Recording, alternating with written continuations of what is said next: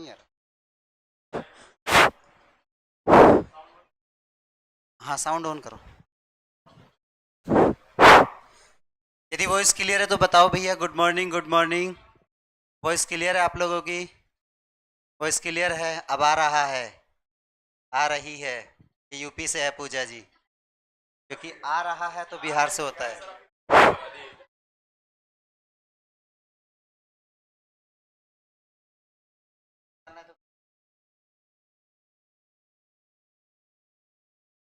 फिर भी करते रहना।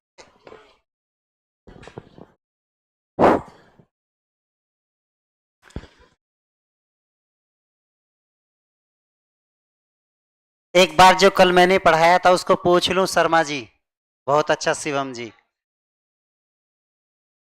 Good morning Anurag ji. अच्छा अनुराग जी, आप लोग गुड मॉर्निंग लिख रहे हो लेकिन आपकी कॉपी मेरे पास है। गुप्ता जी ऐसे कैसे काम चलेगा? गुप्ता जी पीछे रह जाओगे फिर आप फिर कहते हैं कि हमको ये दिक्कत हो गया। जी। यूपी से हूँ मैं। हाँ पूजा जी यूपी से हूँ मैं। बेटा आप क्यों बता रही हो? आपकी कमेंट से मुझे पता चल रहा है कि कहाँ से हैं। कमेंट बता देती है, लैंग्वेज बता देती है कि कहाँ से है कौन। आपका कोई क्वेश्चंस ऑनलाइन में कोई क्वेश्चंस हो तो पूछ सकते हैं आप लोग। ऑनलाइन में कोई क्वेश्चंस?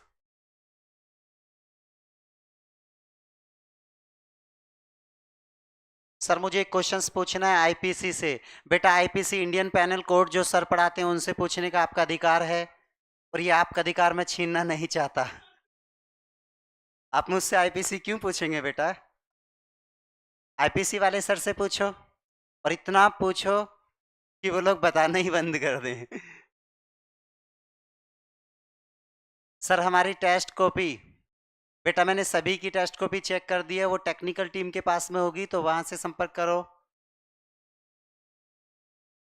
सर आपने ही कहा था शिवम शर्मा जी कि कुछ पूछना है तो पूछो। बहुत बहुत धन्यवाद, आपने मेरी बात को मुझे रिपीट कराया। तहे दिल से शुक्रिया। चलो अपनी टॉपिक किसकी ओर बढ़ते हैं। करंट से संबंधित टॉपिक चल रहा था। लास्ट हमने क्या किया था वो आपको पता होगा। आज जो करंट से संबंधित टॉपिक आया है वो टॉपिक्स बहुत ही अच्छा है, आपको पता होना चाहिए। फर्स्ट क्लास करंट का है ना, एक बार मैं चेक कर लेता हूँ। हम्म।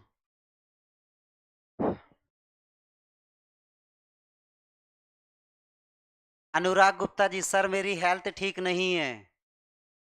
बेटा जब कमेंट लिख रहे हो तो हेल्थ ऑब्वियसली ठीक होगी।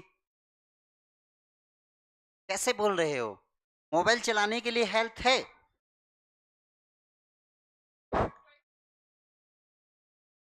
चलो कोई नहीं। बहुत अच्छा। मैं गॉड से दुआएं करता हूँ आप लोगों के लिए कि आपकी हेल्थ जल्दी से जल्दी ठीक हो जाए, आप कुशल रहें मंगल रहें और जोड़ी बने जल्दी से।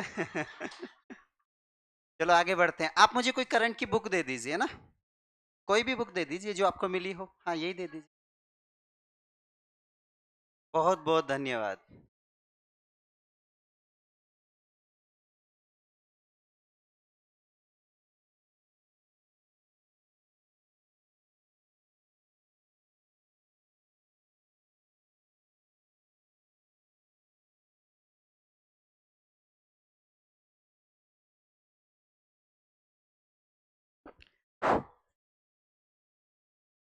आप लोग बेटा ध्यान, सर आर्टिकल 307 360।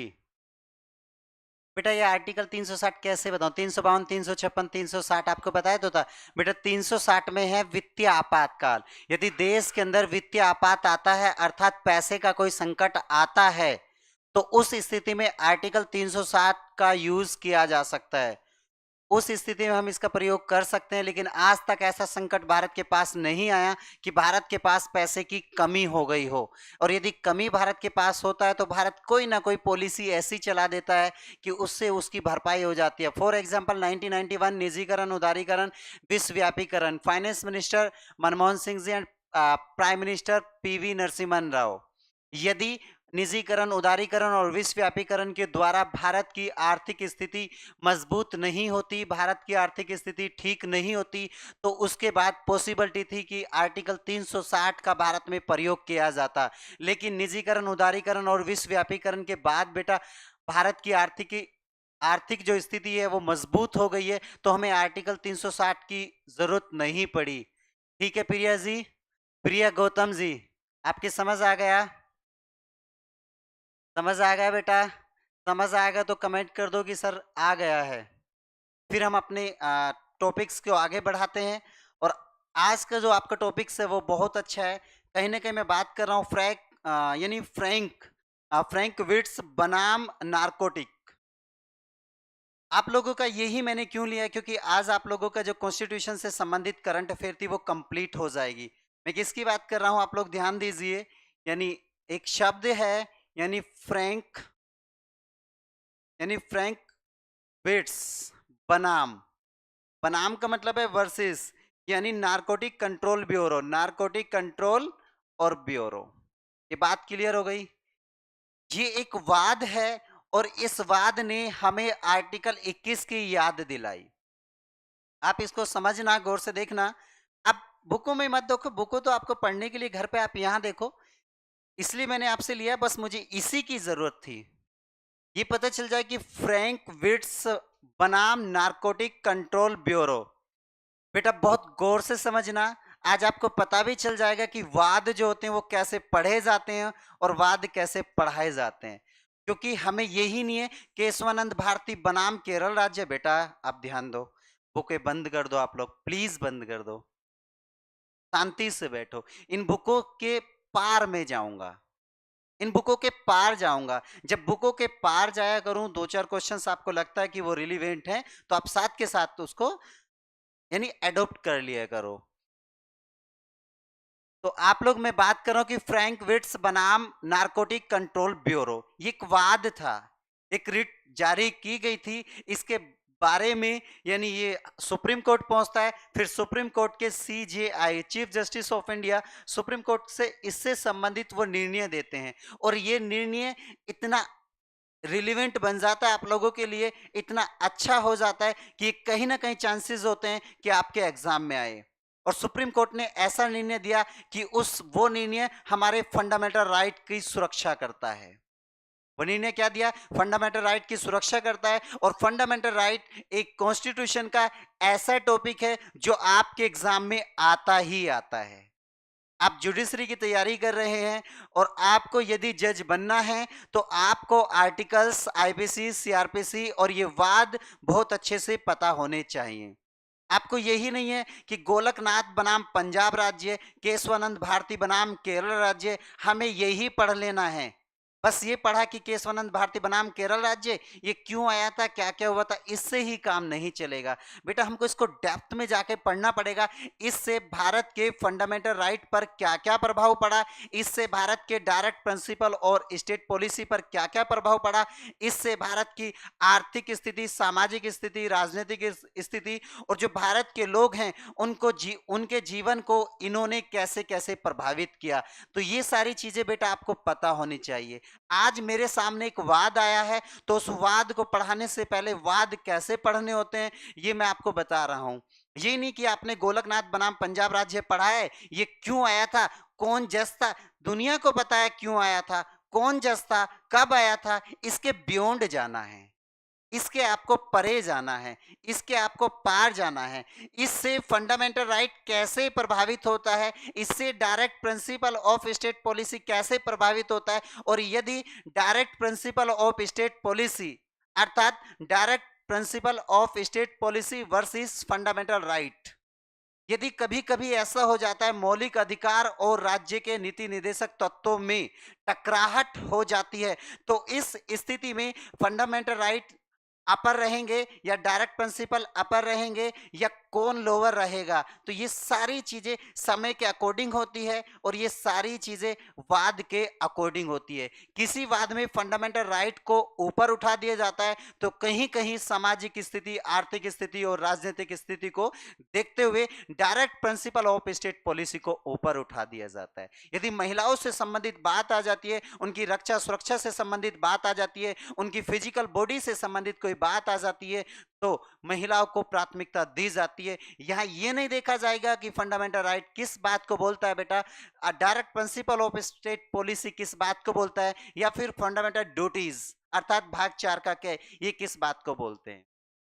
इन सब के आपको बियॉन्ड जाना है, इन सब के पार जाना है, पार जाकर फिर आपको यहां पढ़ना है।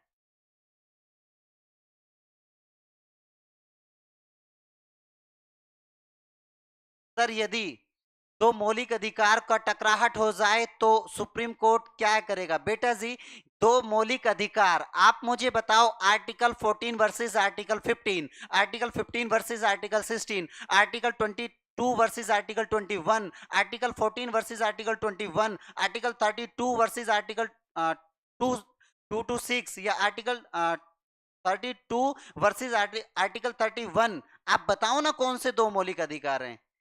जब आप मुझे बताओगे शिवम शर्मा जी कि कौन से दो मौलिक अधिकार अर्थात मौलिक अधिकार के कौन से दो आर्टिकल में यदि टकराहट हो जाता है तो उस स्थिति में कौन सा मौलिक अधिकार ऊपर होगा, फिर मैं आपको बता पाऊंगा।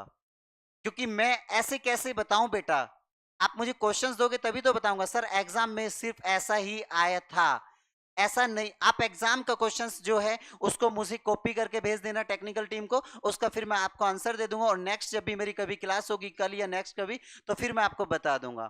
आपको बताना होगा कि क्वेश्चंस क्या है। कभी कभी ऐसा होता है बेटा, एक क्वेश्चंस होता है, चार ऑप्शंस होते हैं, चारों ऑप्शन सही होते हैं, उस परिस्थिति में हमें वो ऑप्शन चूज करना होता है जो सबसे ज्यादा अच्छा होता है। आप सब जानते हैं अच्छी मम्मी भी होती है, अच्छी पापा भी होती हैं, लेकिन हमें चूज कौन सा करना होता है? अकॉर्डिंग टू अपना, यानी हमें अपने अनुसार चूज करना होता है। एक परिस्थिति ऐसी आती है कि उसमें हमें माँ को चूज करना होता है, एक परिस्थिति ऐसी आ जाती है कि पिता को चूज करना होता है, एक परिस्थिति ऐसी होती है कि दोनों को चूज करना होता है। क्योंकि ऑप्शंस बेटा ऐसे भी हो सकते हैं ए और बी दोनों, तो डिपेंड करेगा बेटा क्वेश्चंस क्या था। चलो आप मुझे क्वेश्चंस टेक्निकल टीम को उस क्वेश्चंस की क्लिप भेज देना, फिर मैं वहां से निकलवा कर उसको पूरा अध्ययन करके, प्रयास तो ये करूंगा कि अध्ययन ना करना पड़े, क्योंकि शायद मैं कॉन्स्टिट्यूशंस नहीं बल्कि जीएस का इतना अध्ययन कर चुका हूं कि मुझे करना नहीं पड़ेगा। लेकिन फिर भी यदि अध्ययन की जरूरत रही तो मैं करूंगा और आपके क्वेश्चंस का जवाब जरूर दूंगा। अनुराग गुप्ता जी, अब आगे पढ़ते हैं ना, कमेंट को थोड़ा कम ध्यान दो। तो फ्रैंक विट्स बनाम में, फ्रैंक विट्स बनाम का मतलब क्या है? यानी वर्सेस, यानी Frank Vitus versus narcotic control bureau. एक सुप्रीम कोर्ट में वाद आया, मैं इसको एक बता रहा हूं। यानी हाल ही में फ्रैंकविट्स बनाम नारकोटिक कंट्रोल ब्यूरो के मामले में उच्चतम न्यायालय ने अपने निर्णय में जमानत शर्तों, जिसमें अभिव्यक्ति, अभियुक्त जानते हो कौन होता है? बहुत अच्छा। जिसमें अभियुक्त व्यक्तियों को गूगल मैप्स के माध्यम से अपने स्थान साझा करने की अपेक्षा की जाती है। ये बात समझे? यानी क्या है कि यदि आप एक गूगल मैप, कोई आपसे पूछा कि आप कहां रहते हैं, आप मुझे अपनी लोकेशन भेज दीजिए। गूगल मैप के गूगल मैप के जरिए क्या होता है, यानी लोकेशन शेयर की जा सकती है। गूगल मैप के जरिए अपना लोकेशन शेयर कर सकते हैं और अन्य इसी तरीके से आप बहुत सारी चीजें शेयर कर सकते हैं, तो उसी से संबंधित ये है। तो गूगल मैप के माध्यम से अपने स्थान साझा करने की अपेक्षा की जाती है। तो यह तर्क देते हुए कि ऐसी शर्तों में भारतीय संविधान अनुच्छेद 21 या निजता के अधिकार का उल्लंघन है। ध्यान दो, प्लीज ध्यान दो कि फ्रैंक विट्स बनाम नारकोटिक कंट्रोल ब्यूरो, ये क्या मैं बात कर रहा हूं, एक व्यक्ति, एक विदेशी व्यक्ति भारत में आता है और उससे हमें ये नहीं जानना बेटा उसने कौन सा अपराध किया, कोई नहीं पूछता। हमें यह जानना कि इससे संबंधित फंडामेंटल राइट और फंडामेंटल ड्यूटीज क्या प्रभावित होंगे। एक विदेशी व्यक्ति यानी फ्रैंक विट्स भारत में आता है, कोई अपराध हो जाता है तो नारकोटिक कंट्रोल ब्यूरो, अर्थात मैं बात कर रहा हूं कि उसके खिलाफ में जब उसके खिलाफ एफआईआर की जाती है तो पुलिस या नीचे का कोई अधिकारी उससे बोलता है कि बेटा आप जहां रहते हो, यानी वहां जो वहां की लोकेशन गूगल मैप के जरिए आप मुझे ट्रांसफर कर दो। तो ये कहीं ना कहीं आप खुद ही सोचो बेटा, यदि मैं अपनी लोकेशन आपको दे दूं और मैं क्लास में पढ़ाते टाइम आपको कुछ गलत ना बोलूं, लेकिन आपको गलत लग जाए, तो आपको यदि मैंने अपनी गूगल मैप के माध्यम से अपनी लोकेशन भेज दी, आप 8-10 लड़कों को लाकर मेरी फिटनेस बना सकते हैं। ये जानते हैं या नहीं? तो गूगल मैप के माध्यम से लोकेशन को भेजना, ये कहीं ना कहीं मेरी प्राइवेसी, राइट टू प्राइवेसी और निजता का, जो मैं बात कर रहा हूं राइट टू प्राइवेसी अर्थात निजता का जो अधिकार है, ये उसका कहीं ना कहीं उल्लंघन करता है। इस बात को सुप्रीम कोर्ट के जज ने कहा कि अपने गूगल मैप के माध्यम से अपने स्थान को साझा करना, ये आर्टिकल 21, जो आर्टिकल 21 में निजता का अधिकार मिला हुआ है, निजता का राइट, जो निजता का राइट मिला हुआ है, ये उसका अध्ययन करता है, अर्थात राइट टू प्राइवेसी, ये निजता के अधिकार का उल्लंघन करता है, और राइट टू जो प्राइवेसी है, आप दोनों में समझ सकते हैं, उसका क्या करता है, उल्लंघन करता है। ये बात समझ में आ गई बेटा? निजता का जो अधिकार है अर्थात जो राइट टू प्राइवेसी है, ये इंडियन कॉन्स्टिट्यूशन के आर्टिकल 21 में आता है, और इंडियन कॉन्स्टिट्यूशन का जो आर्टिकल 21 है वो भाग 3 में आता है बेटा। जो भाग 3 है वो बेटा फंडामेंटल राइट है। ये बात आपके समझ में आ गई? सर आप क्वेश्चंस भी लिखते चलिए मेंस के बेटा, टॉपिक्स कंप्लीट होगा तभी तो मेंस के क्वेश्चंस लिखूंगा, और करंट अफेयर से मेंस के क्वेश्चंस नहीं आते, यानी जो ट्रेडिशनल है उससे संबंधित करंट अफेयर के क्वेश्चंस आते हैं। फॉर एग्जांपल आर्टिकल्स जैसे 21 पूछा तो मौलिक अधिकार क्या है एवं इससे संबंधित निजता के अधिकार पर टिप्पणी कीजिए, या हाल ही में सुप्रीम कोर्ट के मौलिक अधिकार क्या है और सुप्रीम कोर्ट हाल ही में सुप्रीम कोर्ट के द्वारा किए गए निर्णय की व्याख्या कीजिए। इस तरीके से पूछेगा बेटा। आपको जो ये क्वेश्चन है फ्रैंक विट्स बनाम नारकोटिक कंट्रोल ब्यूरो, ये मेरा करंट का टॉपिक है, मैं आपको इसको समझा रहा हूं और इससे संबंधित जो बेसिक चीजें वो बता रहा हूं, जो क्वेश्चंस बनेंगे वो मैं आपको बताऊंगा। ठीक है नेहा जी? आप लोग क्यों नहीं समझते हो सब लोग? मेंस के क्वेश्चंस कहां से बनेंगे? मेंस के क्वेश्चन आपके फाउंडेशन से बनेंगे, ना कि करंट से मेंस के क्वेश्चंस बनेंगे। फाउंडेशन और करंट दोनों को मिलाकर आपके मेंस के क्वेश्चंस बनते हैं। डायरेक्ट कभी करंट से मेंस का क्वेश्चंस नहीं पूछा जाता। अब इसमें डायरेक्ट में क्या बताऊं? अब यदि मैं कॉन्स्टिट्यूशन का देने लगूं तो कहीं विवाद ना हो जाए, तो मुझे भी बहुत सारे क्राइटेरियो में बंध के रहना पड़ता है। ठीक है बेटा, आगे चलो। बाकी आई विल ट्राई, मैं पूरा कोशिश करूंगा कि आपके जो क्वेश्चंस हैं उनको मैं पूरा कर पाऊं। जो आपने पूछा है मैं आपको उत्तर दूंगा, ध्यान दो। तो फ्रैंक विट्स बनाम नारकोटिक कंट्रोल ब्यूरो, ये जो वाद आया था बेटा, आपका नाम क्या है? दीक्षा। मैंने इससे पहले क्या शब्द बोला था? अभी जो मैंने बोला, जब मैंने आपको कहा ना बेटा, उससे पहले क्या बोला था? है ना? गलत बात है, इसीलिए मैंने कल एक बच्चे को डांटा था। रोज रोज मुझे ना ये भाषण देने पड़े, एक को कहूं सब समझ जाया करो। ठीक है? तो फ्रैंक विट्स बनाम नारकोटिक कंट्रोल ब्यूरो, ये चीज क्लियर है? तो सुप्रीम कोर्ट ने आर्टिकल 21 इसने कहा कि यदि पुलिस या जिला मजिस्ट्रेट, यदि पुलिस या जिला मजिस्ट्रेट या जिला अधिकारी, पुलिस या जिला मजिस्ट्रेट या जिलाधिकारी या जिला सब अधिकारी या कोई भी अधिकारी किसी व्यक्ति की गूगल मैप के जरिए उसकी लोकेशन को जानने का प्रयास करता है, तो ये सुप्रीम कोर्ट महोदय जी बोल रहे हैं ये फंडामेंटल राइट का हनन है।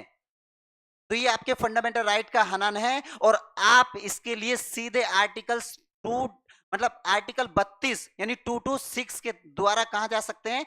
हाईकोर्ट जा सकते हैं, और आर्टिकल 32 के द्वारा सुप्रीम कोर्ट जा सकते हैं। ये चीज क्लियर होगी? तो मैं यही बता रहा हूं, इससे संबंधित बात था इसने क्या कि यह मामला दिल्ली उच्च न्यायालय द्वारा आरोपित की गई इन कठोर शर्तों को चुनौती देता है। इस निर्णय ने संवैधानिक अधिकारों के साथ जमानत प्रतिबंधों को संतुलित करने के महत्व को रेखांकित किया, और विशेषकर भारत के विधिक कार्यवाही का सामना करने वाली विदेशी नागरिकों के संबंध में। इसका मतलब क्या है कि विदेशी नागरिक यदि भारत में आते हैं, इस चीज को जानो, विदेशी नागरिक यदि भारत में आते हैं तो कहीं ना कहीं सुप्रीम कोर्ट ने यह कहा कि जितनी रक्षा हम अपने लोगों की करते हैं उतनी ही रक्षा हमें विदेशी नागरिकों की भी करने का अधिकार है। ये बात क्लियर हो गई? आगे बढ़े। अब इससे संबंधित बहुत सारी टिप्पणियां आई हुई हैं, तो टिप्पणियां आप लोगों को मैं सारी चीजें बताऊंगा, लेकिन आप लोग यह आर्टिकल 21 से संबंधित क्वेश्चंस आया है और ये बेस फंडामेंटल राइट से संबंधित क्वेश्चंस आया है। तो जब भी आप कोई भी, जैसे फ्रैंक विट्स बनाम नारकोटिक कंट्रोल ब्यूरो, आपका ये आया है और इसमें फंडामेंटल राइट का जिक्र हुआ है। तो पढ़ने का तरीका बेटा ये है कि कोई भी वाद यदि आप पढ़ रहे हो और उसमें कॉन्स्टिट्यूशंस के जिस टॉपिक का जिक्र हो रहा है, यदि उस वाद में direct principle of state policy का जिक्र हो रहा है, तो आप सभी को direct principle of state policy तभी साथ के साथ पढ़ना है। ये आपको पता होना चाहिए कि इसमें direct principle of state policy ही क्यों प्रभावित हुई, फंडामेंटल राइट क्यों प्रभावित नहीं हुआ। जब आप इस तरीके की अप्रोच को लेकर पढ़ोगे, बोलो।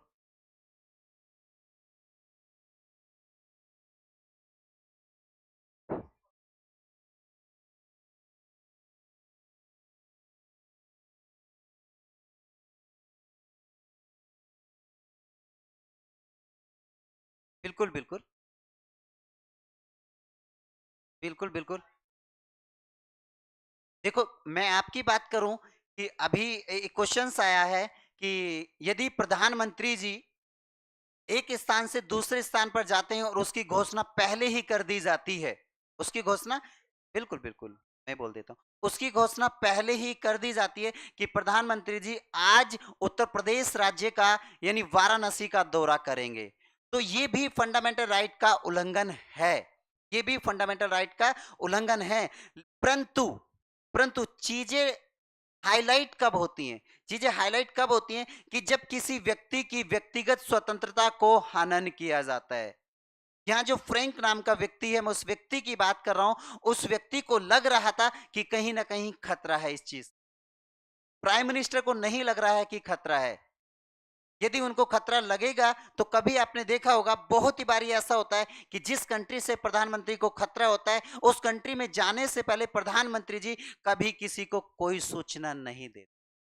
आपने बहुत ही बार ऐसा देखा होगा कि प्रधानमंत्री जी इजराइल से तुरंत कहां चले गए, लेबनान। या ऐसा सुना होगा प्रधानमंत्री जी यूक्रेन से रसिया गए, कोई प्लान नहीं था। ऐसे सुना होगा कि प्रधानमंत्री जी अमेरिका से सीधे पाकिस्तान, सडनली। सुनते हैं ना। क्लियर हो गया, आगे बढ़े, बोलो। बिल्कुल बिल्कुल बिल्कुल। क्या ये अन्य देश में सूचना की दी जाती होगी? मैं बात कर रहा हूं कि वर्ल्ड के जितने भी देश हैं छोड़कर एक दो तानाशाही देशों को, मोस्टली देश कोई भी परीक्षण करते हैं, वो परमाणु परीक्षण हो, वो हाइड्रोजन परीक्षण हो, या वो कोई भी मिसाइल्स का परीक्षण हो, इन सभी की सूचनाएं सार्वजनिक की जाती हैं।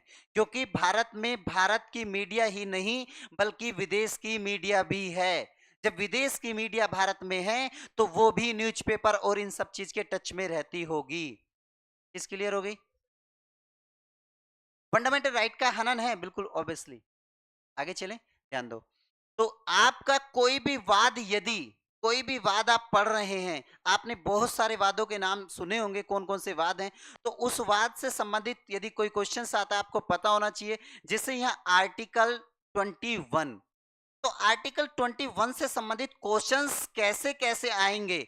और मुझे याद है 2021 में भी, 2021 या 2020 में क्वेश्चंस यूपीएससी में भी एक बार पूछा गया था कि हमें अपनी पसंद की शादी करने का अधिकार भारतीय संविधान के किस अनुच्छेद में, ये पूछा गया क्वेश्चंस है। और इस तरीके के आर्टिकल 21 से मैं ज्यादा नहीं तो कम से कम 50-60 बार डिफरेंट डिफरेंट एग्जामों में क्वेश्चंस आया है। तो हमें इसको पूरा डेप्थ में पढ़ना है और ये क्वेश्चंस बनते कैसे हैं। फिर इसी के बाद आज एक वाद और है, दोनों वादों को कंप्लीट करेंगे। देखो यहाँ मैं बात कर रहा हूं मेरे दोस्त, ये क्या है, भाग 3। क्लियर हो गया। जो बेटा भाग 3 है, इसका जो विषय है, मैं विषय की बात कर रहा हूं, वो क्या है, मूल अधिकार। ये बात समझ में आ गया। या तो आप इसको बेटा मूल अधिकार बोल सकते हैं, या आप इसको क्या बोल सकते हैं, मौलिक अधिकार। ये चीज क्लियर हो गई। आप इसको मूल अधिकार बोल सकते हैं या मौलिक अधिकार बोल सकते हैं, या आप इसको क्या बोल सकते हैं, दास्ता से मुक्त अधिकार पत्र। अधिकार पत्र, ये बेटा मैंने जो लिखा है दास्ता से मुक्त अधिकार पत्र, यही वो लैंग्वेज है जो एग्जाम में पूछी गई थी। हम मौलिक अधिकार पढ़ लेते हैं, मूल अधिकार पढ़ लेते हैं और इंग्लिश में फंडामेंटल राइट पढ़ लेते हैं, लेकिन इनको अदर किस नामों से जाना जाएगा आपको उनकी भी जानकारी होनी चाहिए। आप मूल अधिकार बोल सकते हैं, मौलिक अधिकार बोल सकते हैं, दास्ता से मुक्त अधिकार बोल सकते हैं, आप बेटा इसको फंडामेंटल राइट बोल सकते हैं। ये चीज क्लियर हो गई। और आप इसको और क्या बोल सकते हैं, भारत का मैग्ना कार्टा, भारत का मैग्ना कार्टा। ये चीजें क्लियर हो गई।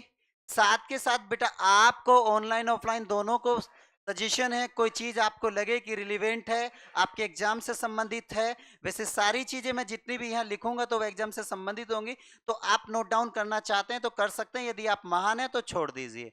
तो भाग 3 विषय मूल अधिकार या मौलिक अधिकार या दास्ता से मुक्त अधिकार पत्र या फंडामेंटल राइट या भारत का मैग्ना कार्टा। ये चीज आपके समझ में आ गया। इसके बाद यदि ये समझ में आया इसका ये विषय है, तो इसके बेटा मैं स्रोत की बात करता हूं। जो मौलिक अधिकार है उसका स्रोत कहां से लिया गया, तो यूएसए, इसका स्रोत अमेरिका से लिया गया। ये बात क्लियर हो गया। उसके बाद बेटा इसके आर्टिकल से संबंधित यदि मैं बात करूं तो आर्टिकल 12 से आर्टिकल 35 तक, आर्टिकल 12 से आर्टिकल 35 तक फंडामेंटल राइट हैं। ये बातें क्लियर हुई।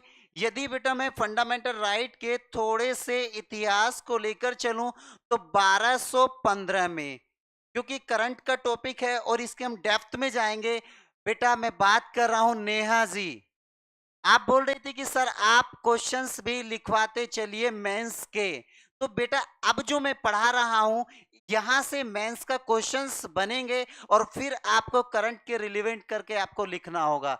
तो साथ के साथ देखते चलिए इसका इतिहास क्या है। 1215 में ब्रिटिश राजा था जोन्स, ब्रिटिश राजा जोन्स था, और मैं उसकी बात कर रहा हूं किसकी, पत्नी, यानी ब्रिटिश राजा जोन्स और उसकी पत्नी, यानी दोनों इंजॉय कर रहे हैं, क्या ले रहे हैं, मजे। ये शब्द लिखो, ठीक है, एग्जाम में नहीं लिखना, कभी एग्जाम में भी मजे लिख दो। तो ब्रिटिश राजा जोन्स और उसकी वाइफ ये दोनों क्या कर रहे हैं, मजे, अर्थात दोनों ये इंजॉय कर रहे हैं। कहा, ये टेम्स नदी में, क्योंकि ब्रिटेन की बेटा राजधानी क्या है, लंदन, यानी लंदन। तो ब्रिटेन की जो राजधानी है वो लंदन है, और लंदन कौन सी नदी के किनारे पर स्थित है, तो ये टेम्स नदी के किनारे पर स्थित है। ये चीजें क्लियर है। तो ब्रिटिश राजा जॉन्स अपनी पत्नी के साथ टेम्स नदी में मजे ले रहा था, इंजॉय कर रहा था। ये बातें क्लियर हो गई। उसकी जनता क्या कर रही थी, उसे कोई मतलब नहीं। ब्रिटेन में पूरी हाहाकारी मच रही थी, जनता अपने फंडामेंटल राइट के लिए बहुत परेशान थी, उन्हें उनके अधिकार नहीं मिल रहे थे, राजा उनकी कुछ सुनने वाला नहीं था। राजा को क्या चाहिए, उसकी पत्नी चाहिए, एंजॉय चाहिए, टेम्स नदी में यानी नाव में बैठकर या जहाज में बैठकर एंजॉय कर रहा है। लेकिन ये कब तक करेगा, एक दिन जनता बगावत पे उतर जाती है। वो दिन 1215 था, वो वर्ष 1215 था, जब 1215 में बीच नदी में राजा जोन्स अपनी पत्नी के साथ टेम्स नदी में एंजॉय कर रहा था, तो तभी चारों तरफ से जो ब्रिटेन की जनता है वो राजा को घेर लेती है। इधर जाए तो खाई, इधर जाए तो खाई, और बीच में, समझ में आ गया, आगे चलो, दोनों तरफा खाई है, तो जिधर भी जाना है उधर ही उसको मतलब तहस नहस होने वाला है, उसको अपनी जान का खतरा है। ये बातें क्लियर हैं। तो फिर राजा अपनी पत्नी के साथ मिलकर बोलता है कि आप मुझसे क्या अपेक्षा रखते हैं, आप क्या चाहते हैं मुझसे। तो तब ब्रिटेन की जनता बोलती है, हमें आपसे फंडामेंटल राइट चाहिए, हमें आपसे अपने मौलिक अधिकार चाहिए, हम ऐसी दास्ता में नहीं रहना चाहते, हमें दास्ता से मुक्त अधिकार पत्र चाहिए, हमें गुलामी की जंजीरों में नहीं रहना है, हमें गुलामी की जंजीरों से बाहर निकलना है। ये बात क्लियर हो गई। और अपनी पत्नी को खुश करने के लिए राजा ये तो क्या ना जाने पता नहीं क्या क्या कर देता है। ऐसे ऐसे राजा रहे जिन्होंने अपनी पत्नी को खुश करने के लिए महीनों में करोड़ों नहीं अरबों अरबों रुपया खर्च किया है। और वो पत्नी 1 अरब रुपए का क्या करती होगी एक महीने में, ये कभी जब कहानी आएगी तो तब बताया जाएगा। लुई 14वां, लुई 15वां, लुई 16वां, लुई 13वां, ये फ्रांस के राजा हुए हैं, और इतने अय्यास राजा हुए हैं कि विश्व में इनसे बड़ा अय्यास कोई नहीं हुआ है। तो ऐसे ही एक अय्याश राजा ब्रिटेन का था, अपनी पत्नी के साथ मजे ले रहा है, जनता परेशान हो रही है, उन्हें फंडामेंटल राइट नहीं मिल रहे हैं और ये अपने पूरे मजे के तूल में है। आगे बढ़े तो यहां ध्यान दीजिए, जब ये 1215 में मजे ले रहा था तभी इसे ब्रिटेन की जनता घेर लेती है। तो ये बोलता है कि आप मुझसे क्या अपेक्षा रखते हैं? तो जनता बोलती है कि हमें दासता से मुक्त अधिकार पत्र चाहिए, हमें मौलिक अधिकार चाहिए, फंडामेंटल राइट चाहिए। तो तभी वो कहता है जाओ तुम्हें दे दिए। क्यों? क्योंकि यदि कोई इंसान अपनी पत्नी के साथ कहीं पड़ा हो और कोई बीच में आके दखलन दे तो जो मांगेगा वो दे दिया जाता है ऐसे समय। और ऐसा ही इसने यहां ये किया। तो इसने दासता से मुक्त अधिकार पत्र इन्हें दे दिया और इन्हें बेटा ब्रिटेन में कहा जाता बिल ऑफ राइट। ये बात क्लियर होगी? इसे ब्रिटेन में बिल ऑफ राइट कहा जाता है। तो विश्व का पहला देश, ये बहुत बहुत बारी क्वेश्चन आया है कि विश्व का पहला देश जिसने अपने नागरिकों को मौलिक अधिकार की अवधारणा से अवगत कराया, अर्थात मौलिक अधिकार दिए, तो कौन है? क्लियर हो गया? यदि एक अवधारणा किसी देश में जारी हो जाती है तो उसकी डिमांड फिर अदर अदर कंट्री के लोग भी करने लग जाते हैं। फिर मेरे दोस्त, सेकंड कंट्री की यदि मैं बात करूं तो 1689 में फ्रांस एक ऐसा देश था। 1689 में फ्रांस एक ऐसा देश था जिसने अपने लोगों को मौलिक अधिकार दिए, क्योंकि फ्रांस में भी राजा अय्याश थे। लुई 13वां, लुई 14वां, लुई 15वां, लुई 16वां, उन्हें अपनी पत्नी के लिए मजे लेना है, बस पत्नी को खुश करना है भाई, उनके पैर दबाने हो, सर दबाना हो, कुछ भी करना हो, जनता के 1000 लोगों की बलि देनी हो, 1 लाख लोग मारने हो, घंटा फर्क नहीं पड़ेगा उन लोगों पे। उन्हें क्या चाहिए? उनकी पत्नी खुश चाहिए। ऐसे एक इतिहास में राजा हुआ नीरो।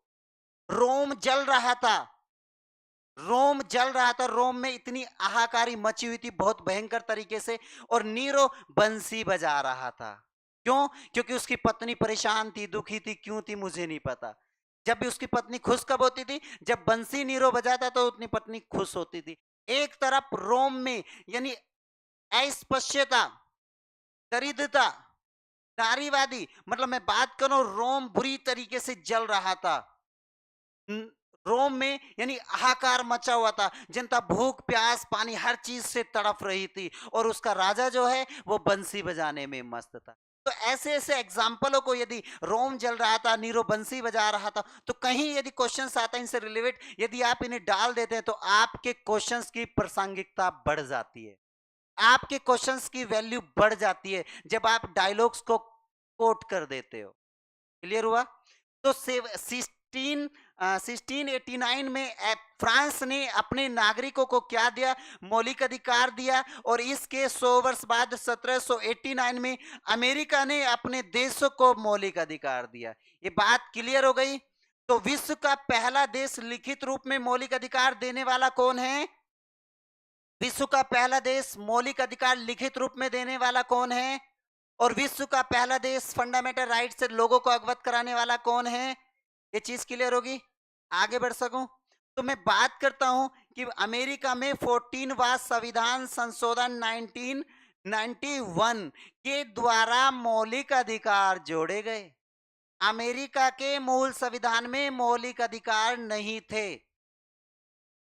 अमेरिका का जो मूल संविधान था उसमें मौलिक अधिकार नहीं थे। 14वां संविधान संशोधन 1791 में वहां पर मौलिक अधिकार जोड़े गए। ये बात बिल्कुल क्लियर होगी। तो लिखित रूप से पहली बार मौलिक अधिकार पूरे विश्व में देने वाला कौन है? पहली बार मौलिक अधिकार से अवगत कराने वाला कौन है? 1689 में अपने नागरिकों को मौलिक अधिकार देने वाला कौन है? ये बातें क्लियर हो गई? आगे बढ़ते हैं। जब इतनी बातें हमें थोड़ा सा इसकी बैकग्राउंड जब पता चला तो हम थोड़ा भारत के परिप्रेक्ष्य में इसकी बात कर लेते हैं। भारत में इसका इतिहास मेरे दोस्त कैसे कैसे रहा है मौलिक अधिकार का। तो सबसे पहले 1895 की मैं बात कर रहा हूं। एक व्यक्ति का नाम है तिलक, अर्थात आप सब जानते होंगे बाल गंगाधर तिलक। बाल गंगाधर तिलक जी ने कहा कि स्वराज मेरा जन्मसिद्ध अधिकार है और मैं इसे लेकर रहूंगा। तो सबसे पहले स्वराज की मांग करने वाला कौन है? बिटिया, मैंने इससे पहले क्या शब्द बोला? सबसे पहले क्या शब्द, आपका ध्यान कहीं हो, क्योंकि ये सारी चीजें बेटा कॉपी में किताबों में है, लेकिन वहां समझ नहीं आएगा। और जो मैं पढ़ा रहा हूं वो आपकी कॉपी से बियॉन्ड है, आपको कॉपी में भी नहीं है, ये इतनी चीजें नहीं लिखना होता है ना, तो ध्यान दो। तो 1895 1895 में सबसे पहले स्वराज की मांग करने वाला कौन है? तो मैं स्वराज, ये जो शब्द है, स्वराज की मांग करने वाला बाल गंगाधर तिलक है, लेकिन स्वराज शब्द को देने वाला कौन है? दयानंद सरस्वती। क्या मिलेगा किताबों में? कहीं से कहीं तक भी चले जाना, और ये क्वेश्चंस पूछे गए हैं सब। तो 1895 में सबसे पहले स्वराज की मांग तिलक जी ने कहा है कि स्वराज मेरा जन्म सिद्ध अधिकार है, ये मुझे जन्म से ही मिला हुआ है और मैं इसे लेकर रहूंगा। तो स्वराज जो शब्द है ये तिलक जी ने किसकी, कहां से लिया? यानी स्वामी दयानंद सरस्वती ने एक पुस्तक लिखी जिसका नाम है सत्यार्थ प्रकाश।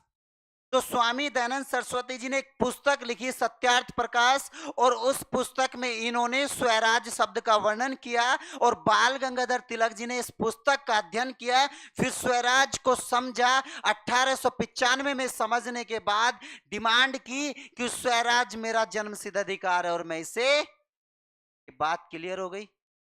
आगे बढ़ूं। उसके बाद मैं बात कर रहा हूं बेटा 1916 में यहां तिलक जी आते हैं पुणे, और एक विदेशी महिला, आयरिश महिला अर्थात आयरलैंड की एक महिला आती है जिसका नाम है एनी बेसेंट। ये बातें बेटा क्लियर है? तो इन दोनों ने मिलकर, यानी होम रूल और लीग, इन दोनों ने मिलकर होम रूल लीग पार्टी की स्थापना की। तो होम रूल लीग पार्टी की बेटा स्थापना कब हुई? होम रूल लीग पार्टी की स्थापना करने वाला कौन है? ये बात क्लियर होगी। और तिलक जी की जो होम रूल लीग पार्टी थी इसका मुख्यालय था महाराष्ट्र में, और जो एनी बेसेंट जी की होम रूल लीग पार्टी थी इसका मुख्यालय था अडियार मद्रास में। और एनी बेसेंट से संबंधित बेटा एक क्वेश्चन है, एनी बेसेंट भारतीय कांग्रेस पार्टी की ये फर्स्ट महिला अध्यक्ष है। तो कांग्रेस पार्टी की बेटा पहली भारतीय महिला अध्यक्ष कौन है? ये बातें क्लियर होगी। आगे बढ़ूं। 1895 में मौलिक अधिकार की मांग हुई, उसके बाद होम रूलिंग पार्टी के माध्यम से मौलिक अधिकार की मांग होती है, और उसके बाद 1923 में एक पार्टी का गठन होता है। वो कौन कौन करता है? सी आर दास और प्लस मोतीलाल नेहरू जी, ये दोनों मिलकर एक पार्टी का बेटा गठन करते हैं। इस पार्टी का नाम है स्वराज पार्टी। ये बात क्लियर होगी। तो स्वराज पार्टी का उद्देश्य ही क्या था कि हमें अपना स्वराज चाहिए, हमें अपना खुद का राज चाहिए, और खुद का राज स्वराज, this is called fundamental right. ये बातें क्लियर हैं? आगे बढ़ते हैं। 1923 के बाद बेटा 1928 में एक रिपोर्ट आती है जिसका नाम है नेहरू रिपोर्ट। तो ये कौन सी रिपोर्ट है बेटा? नेहरू रिपोर्ट। रिपोर्ट को हिंदी में बोलते हैं प्रतिवेदन। कभी पता चले कि नेहरू प्रतिवेदन कब आया था, तुम्हें प्रतिवेदन नहीं पता, तो आपको टर्म इंग्लिश और हिंदी दोनों में पता होना चाहिए। तो 1928 में नेहरू रिपोर्ट आती है, और नेहरू रिपोर्ट के माध्यम से यानी किसकी? फंडामेंटल राइट की मांग की जाती है। आगे बढ़े। उसके बाद बेटा 1931 में एक कांग्रेस पार्टी का अधिवेशन होता है, इसका नाम है कराची अधिवेशन।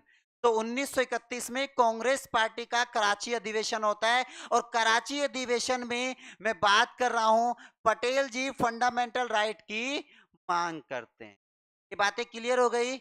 आगे चलो बेटा। जब ये बातें क्लियर हो गई तो उसके बाद देखो 1895 में बात कर रहा हूं, ये हो गया ना। आगे चलते हैं।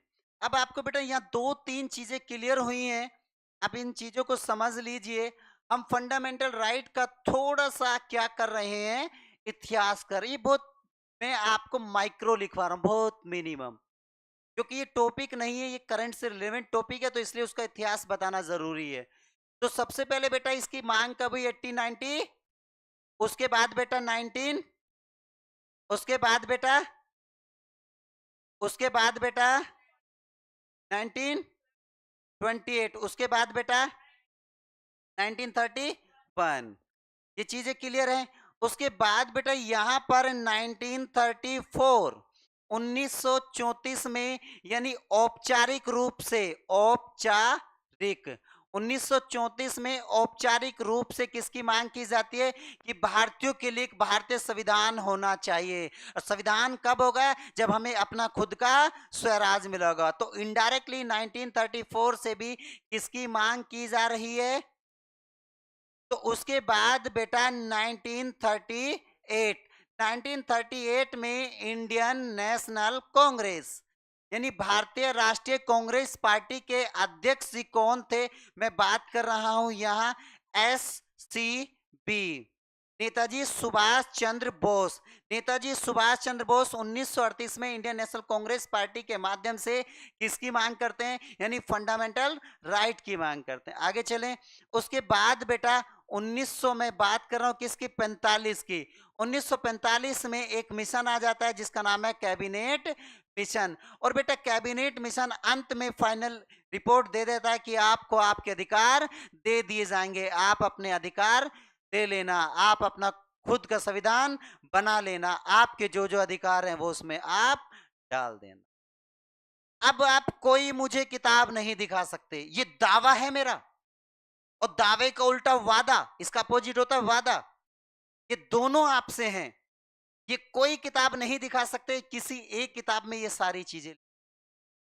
और यहां से जितना भी मैंने ये सन लिखा हुआ है, और इन सभी सनों से क्वेश्चंस आते हैं, आया हुआ है, एक बार नहीं काफी बार।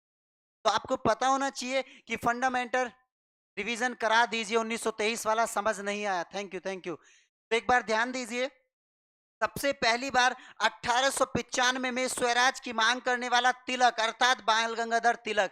तिलक जी कहते हैं कि स्वराज मेरा जन्मसिद्ध अधिकार है और मैं इसे लेकर रहूंगा। और तिलक स्वराज जो शब्द है, इस शब्द को देने वाले कौन है? दयानंद सरस्वती। इस शब्द का दयानंद सरस्वती ने जो जिक्र किया वो अपनी सत्यार्थ प्रकाश पुस्तक में किया। सत्यार्थ प्रकाश पुस्तक का अध्ययन बेटा यानी कौन करते हैं? बाल गंगाधर तिलक जी करते हैं। और उनके बाद उन्हें स्वराज का पता चलता है क्या है, और उसके बाद वे इसकी पूर्ण जोर से डिमांड करते हैं। 1895 1916 में होम रूल लीग पार्टी की स्थापना होती है। जो करने वाले दो व्यक्ति होते हैं, एनी बेसेंट और बाल गंगाधर तिलक जी। ये दोनों ही मिलकर इसकी स्थापना करते हैं। और इसका भी प्राथमिक उद्देश्य क्या होता है? स्वराज को देना, प्राप्त करना। 1923 में स्वराज पार्टी की स्थापना चित्तरंजन दास जी और मोतीलाल नेहरू दोनों मिलकर करते हैं। मोतीलाल नेहरू जी 1923 में इलाहाबाद से मेयर थे, इलाहाबाद से मेयर 1923 में। और चित्तरंजन दास जी कलकत्ता से मेयर थे 1923 में। और ये दोनों मिलकर किसकी स्थापना करते हैं? स्वराज पार्टी की।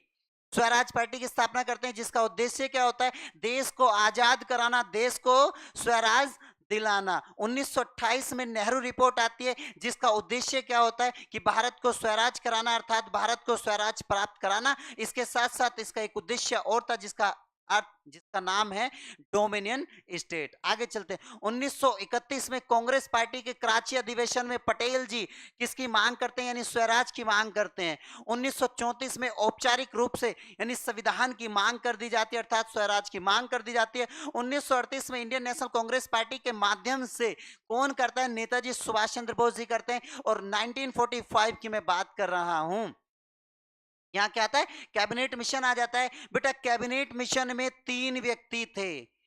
इसमें कितने व्यक्ति थे? 3 व्यक्ति थे। स्टेफोर्ड क्रिप्स, लिखना जरूरी नहीं है, बोल रहा हूं। स्टेफोर्ड क्रिप्स, पैथिक लॉरेंस और अलेक्जेंडर। जो स्टेफोर्ड क्रिप्स था वो भारतीय सचिव था।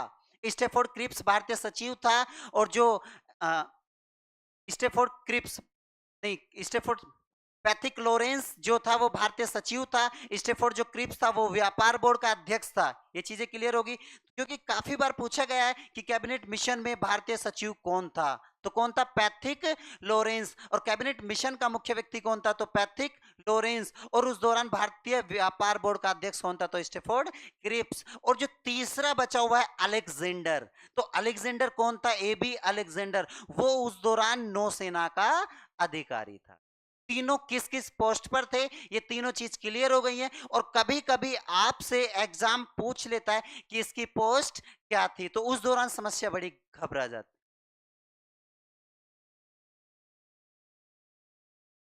यस यस यस यस, बिल्कुल बिल्कुल। उसके बाद इन्होंने कांग्रेस पार्टी छोड़ दिया था और इन्होंने कहा था कि मैं पुनः कांग्रेस पार्टी में नहीं आऊंगा। और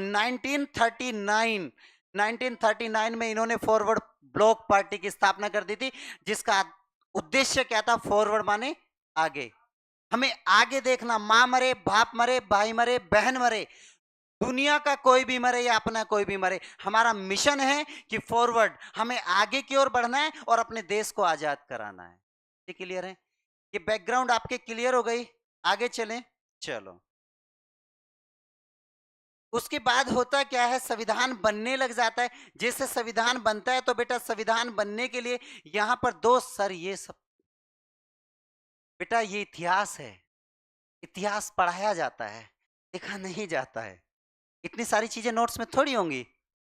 नोट्स में वाद से संबंधित क्वेश्चंस होंगे, और उस जो करंट क्यों पढ़ाया जाता है, वो इसलिए तो पढ़ाया जाता है कि उससे संबंधित जो फंडामेंटल है वो भी आपका क्लियर हो जाए। ठीक है प्रिया गौतम जी? जो नहीं है तो साथ के साथ बेटा लिखते चलो। उसके बाद जब इंडियन कॉन्स्टिट्यूशन बनना स्टार्ट होता है तो दो समितियां बनती है। एक का नाम है परामर्श, एक का नाम है उप परामर्श। अब मेरे बात, ये परामर्श और उप परामर्श से मुझे एक चीज याद आता है। इंडियन कॉन्स्टिट्यूशन में बेटा समितियां, जो मेजर समितियां हैं वो 15 हैं, और वैसे इंडियन कॉन्स्टिट्यूशन में 22 समिति हैं। और मैं नहीं जानता कि आपके 22 समितियों के अध्यक्ष याद है या नहीं, लेकिन मुझे इतना पता है कि यदि 5 मिनट भी मैं आपको ये 22 समिति पढ़ाऊं तो 22 के 22 समितियों के अध्यक्ष 110% तुम्हारे याद भी होंगे, और 110% तुम किसी दूसरे को आजीवन सुना सकते हो। क्योंकि ये अध्यक्ष हमें ऐसे तैयार नहीं करना कि संघ समिति का अध्यक्ष वो, पटेल समिति का मतलब जो समिति का नाम लेके तैयार नहीं करना, एक व्यक्ति को पढ़ना है और उससे तैयार कर लेना। फॉर एग्जाम्पल थोड़ा सा मैं आपको बता देता हूं, जैसे पटेल जी हैं, तो बेटा ध्यान दो, पैसे परामर्श, पैसे पटेल, तो परामर्श समिति के बेटा अध्यक्ष कौन थे? तो कभी भी आए पैसे परामर्श, पैसे पटेल, तो परामर्श समिति के अध्यक्ष पटेल। जो उप परामर्श समिति है इसके अध्यक्ष कौन थे? जे बी कृपलानी, यानी जो भी आप समझ जाना, तो जे बी कृपलानी। इन दोनों समिति की बेटा 38 दिन की बहस हुई। जो फंडामेंटल राइट बन रहे थे, जब इंडियन कॉन्स्टिट्यूशन बन रहा था, तो उसके लिए परामर्श और उपरामर्श दो समितियों का गठन किया गया था। और फाइनली जब बन गए तो उसके बाद दोनों समिति की 38 दिन तक बहस हुई। ये नहीं ये होना चाहिए, ये नहीं ये होना चाहिए, ये चीजें क्लियर हैं। और फाइनली 38 दिन की बहस के बाद में, यानी 27 फरवरी 1948, 27 फरवरी 1948 को भारतीय संविधान की मैं बात कर रहा हूं, उसमें मौलिक अधिकार जोड़ दिए गए थे। तो मौलिक अधिकार कौन सी समितियों की सिफारिश पर जोड़े गए? तो परामर्श और उप परामर्श। परामर्श समिति का अध्यक्ष कौन था? तो पटेल जी। उप परामर्श समिति का अध्यक्ष कौन था? तो जेबी कृपलानी जी। और दोनों समितियों ने 38 दिन की बहस के बाद में फाइनली 27 फरवरी 1948 को भारतीय संविधान में मौलिक अधिकार जोड़ दिए गए। अब जैसे बेटा पटेल एक नाम आता है, तो मैं पटेल जी को पटेल जी से ही खोल देता हूं। यानी खोलने का मतलब है, मैं कोशिश ये करूंगा कि पटेल जिन जिन समितियों के अध्यक्ष थे उनका इसी में कहीं ना कहीं कनेक्शन है। राजेंद्र प्रसाद जिन जिन समितियों के अध्यक्ष थे उनका कहीं ना कहीं इसी में कनेक्शन है। Doctor B are Ambedkar ji जिन समितियों के अध्यक्ष थे उनका कहीं ना कहीं उन्हीं के नाम से कनेक्शन है। जैसे पटेल जी पैसे परामर्श, पैसे परामर्श, तो परामर्श समिति का अध्यक्ष बेटा कौन था? पैसे परामर्श, पैसे प्रांतीय, प्रांतीय समिति का बेटा अध्यक्ष कौन था? ये बातें क्लियर होगी? आगे बढ़ूं। तय, मैं तय की बात करूं, तय से क्या होता है? टेन, क्या? अल्पसंख्यक, अल्पसंख्यक माइनॉरिटी। टेन या अल्पसंख्यक समिति का अध्यक्ष कौन था? पटेल। ले, ये क्या था? मूल, है ना? थोड़ा सा आपको क्या करना है, ये जब करेंगे तो तैयार हो जाएगा। ले से क्या था? मूल या मौलिक अधिकार समिति का, यानी फंडामेंटल राइट समिति का अध्यक्ष कौन था? तो पटेल। क्या इस तरीके से करेंगे तो भूलेंगे? मुझे नहीं लगता। एक दो बार आप पढ़ेंगे। पैसे परामर्श, पैसे पटेल, टैसे टेन या अल्पसंख्यक, ले से मूल या मौलिक अधिकार समिति का अध्यक्ष कौन था? तो पटेल जी कितने समिति के अध्यक्ष थे?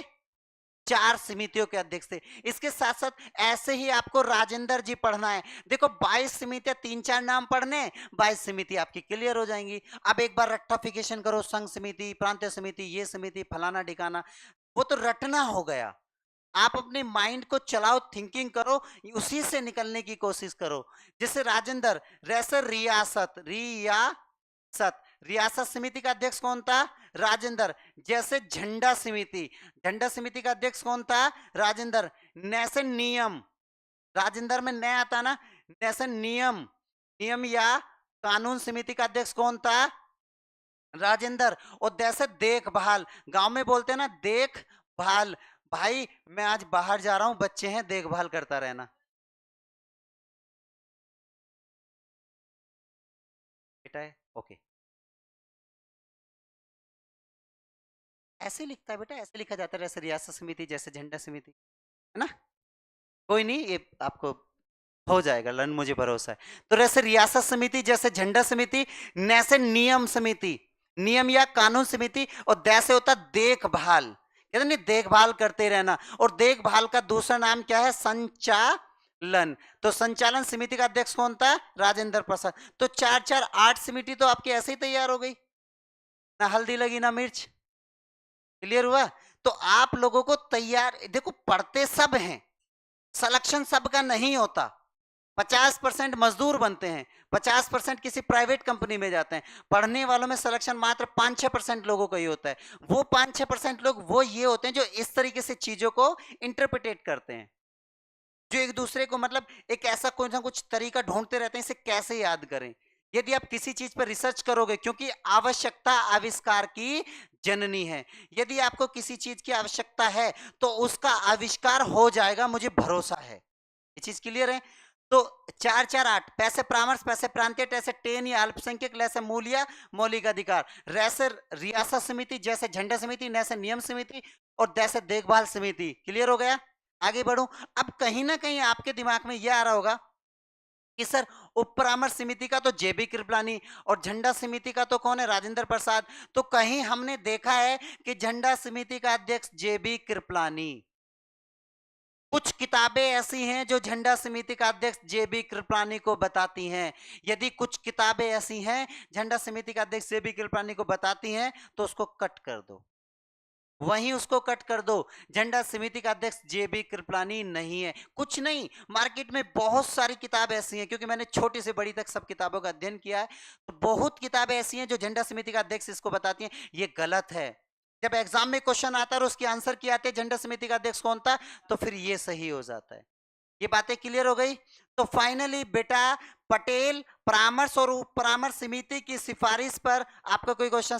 आईपीसी हरा क्या यार शिवम जी, समस्या कुछ पता क्या होता है? समस्या कुछ ये होती है, आप प्लीज बुरा मत मानना, और बुरा मानोगे भी तो मेरा क्या जा रहा भाई, मानते रहो। सीधी सी बात है, मेरा क्या जा रहा। कुछ लोगों का ऐसा होता है कि कहते हैं ना उंगली करने की आदत, ये गांव की लैंग्वेज है, खामा की उंगली करना। बेटा आप टॉपिक जो चल रहा है पहले टॉपिक पढ़ो, लास्ट में जब क्लास फिनिश हुआ करे उससे 2-3 मिनट पहले जो आपके क्वेश्चन हुआ करे या स्टार्टिंग में क्वेश्चन हुआ करे, बेटा तब क्या करो प्लीज। आपको कुछ मेरे शब्दों से यदि क्षति पहुंची है तो मैं अपने शब्दों को वापस लेता हूं, ध्यान दो। 27 फरवरी 19 वापस ले लिया ना, ये बहुत अच्छा तरीका है। मुझे आज भी मुझे आज भी याद है कि मैंने कभी 8-10 साल पहले एक बुक पढ़ी थी।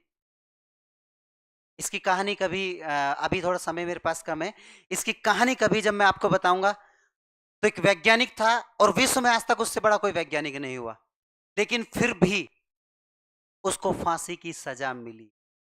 और उसका एक शिष्य था, वो इतना स्ट्रॉन्ग था, इतना पावरफुल था कि उसने अपने गुरु को जेल से निकालने के लिए इतनी तकड़ी सेटिंग कर दी कि रातों रात जेल के ताले तोड़ दिए। लेकिन फिर भी उसने कहा कि यदि मैं जेल से बाहर आ जाऊंगा तो मैं तो बच जाऊंगा लेकिन मेरे विचार मर जाएंगे। और वो जेल से बाहर नहीं आया, उसको फांसी पर चढ़ाया गया, उसके विचार जिंदा है। आज उसको वही देश नहीं पूरा विश्व पढ़ता है।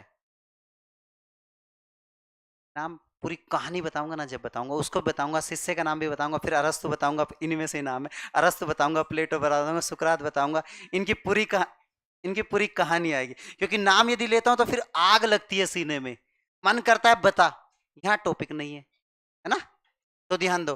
तो फाइनली 38 दिन की सिफारिश के बाद, तो शिवम जी क्षमा चाहता हूं आपसे, सीमा जी और बता दो ट्रिक। अच्छा कुछ दवाइयां आराम करती हैं और कुछ आराम नहीं करती हैं, है ना, तो जो आराम करने वाली मिली है इनको ले लो, वो आराम नहीं करेंगे, ध्यान दो। तो सीमा जी फिर बताएंगे, जब भी कभी आपके साथ आएंगे दोबारा पढ़ाएंगे तो बताएंगे, ध्यान दो। तो मैं बात कर रहा हूं कि फाइनली 27 फरवरी 1948 को भारतीय संविधान में मौलिक अधिकार जोड़ दिए जाते हैं। मौलिक अधिकार कितने जोड़े जाते हैं? 7। ये बात आपकी क्लियर हो गई। मूल संविधान में 7 मौलिक अधिकार जोड़ दिए जाते हैं, परंतु एक मौलिक अधिकार समाप्त कर दिया जाता है। कोई मुझे ये मत कहना कि 7वां मौलिक अधिकार समाप्त कर दिया जाता है। ये क्वेश्चंस पूछा गया एग्जाम में कि कौन से नंबर का मौलिक अधिकार समाप्त किया गया है, तो वो 6ठे नंबर का मौलिक अधिकार समाप्त किया गया। तो एक मौलिक अधिकार समाप्त हुआ, एक मौलिक अधिकार कौन से नंबर का? और टीचर्स क्या पढ़ाते हैं? 7वां मौलिक अधिकार समाप्त बाई, या मौलिक अधिकार समाप्त बाई।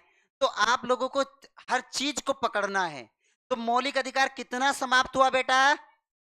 ऑनलाइन प्लीज ध्यान दो, मौलिक अधिकार कौन सा समाप्त हुआ? कितना समाप्त हुआ? कौन सा समाप्त हुआ? तो 6ठा मौलिक अधिकार समाप्त हो गया। 44वां संविधान संशोधन, डबल एस का मतलब है संविधान संशोधन, बात क्लियर होगी। 44वां संविधान संशोधन 1978 in this time of PM Morarji. अच्छा, in this time of PM Morarji Desai. तो 44वां संविधान संशोधन 1978 के द्वारा मौलिक अधिकार एक समाप्त कर दिया गया। इसके साथ आर्टिकल 31 का खा गा घा, या ए बी सी डी, या फर्स्ट सेकंड थर्ड और फोर, ये बातें क्लियर होगी। तो इस तरीके से वो आपको कुछ भी लैंग्वेज दे सकता है। तो जब आर्टिकल मैं बात करूं आर्टिकल 31 समाप्त हुआ, आर्टिकल 31 की जो सब क्लॉज हैं, सब शाखाएं हैं, आर्टिकल 31 का 1 2 3 4 ए बी सी डी, का खा गा घ, ये चीज है, ये चारों ही इसके साथ साथ समाप्त कर दिए गए। और आर्टिकल 31 में बेटा वर्णन किसका था?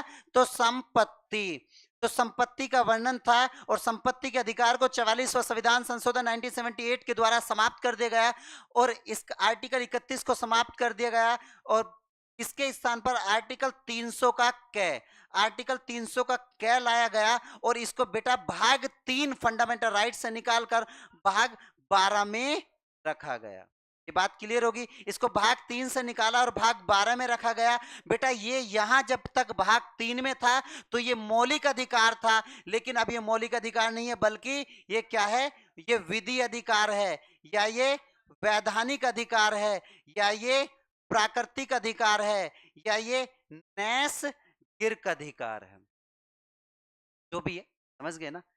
तो ये लैंग्वेज आपको एग्जाम में कुछ भी मिल सकता है। तो विधि अधिकार, वैधानिक अधिकार, प्राकृतिक अधिकार, नैसर्गिक अधिकार, ये किस आर्टिकल में है? तो 300 के, ये कौन से भाग में है? तो ये भाग 12 में है। और संपत्ति का अधिकार अब क्या हो गया? समाप्त। संपत्ति का अधिकार बेटा तब से इंडियन कॉन्स्टिट्यूशन में जुड़ा था, उसके बाद फर्स्ट अमेंडमेंट, पहला संविधान संशोधन 1951 हुआ, ये बेटा संपत्ति से ही संबंधित हुआ था।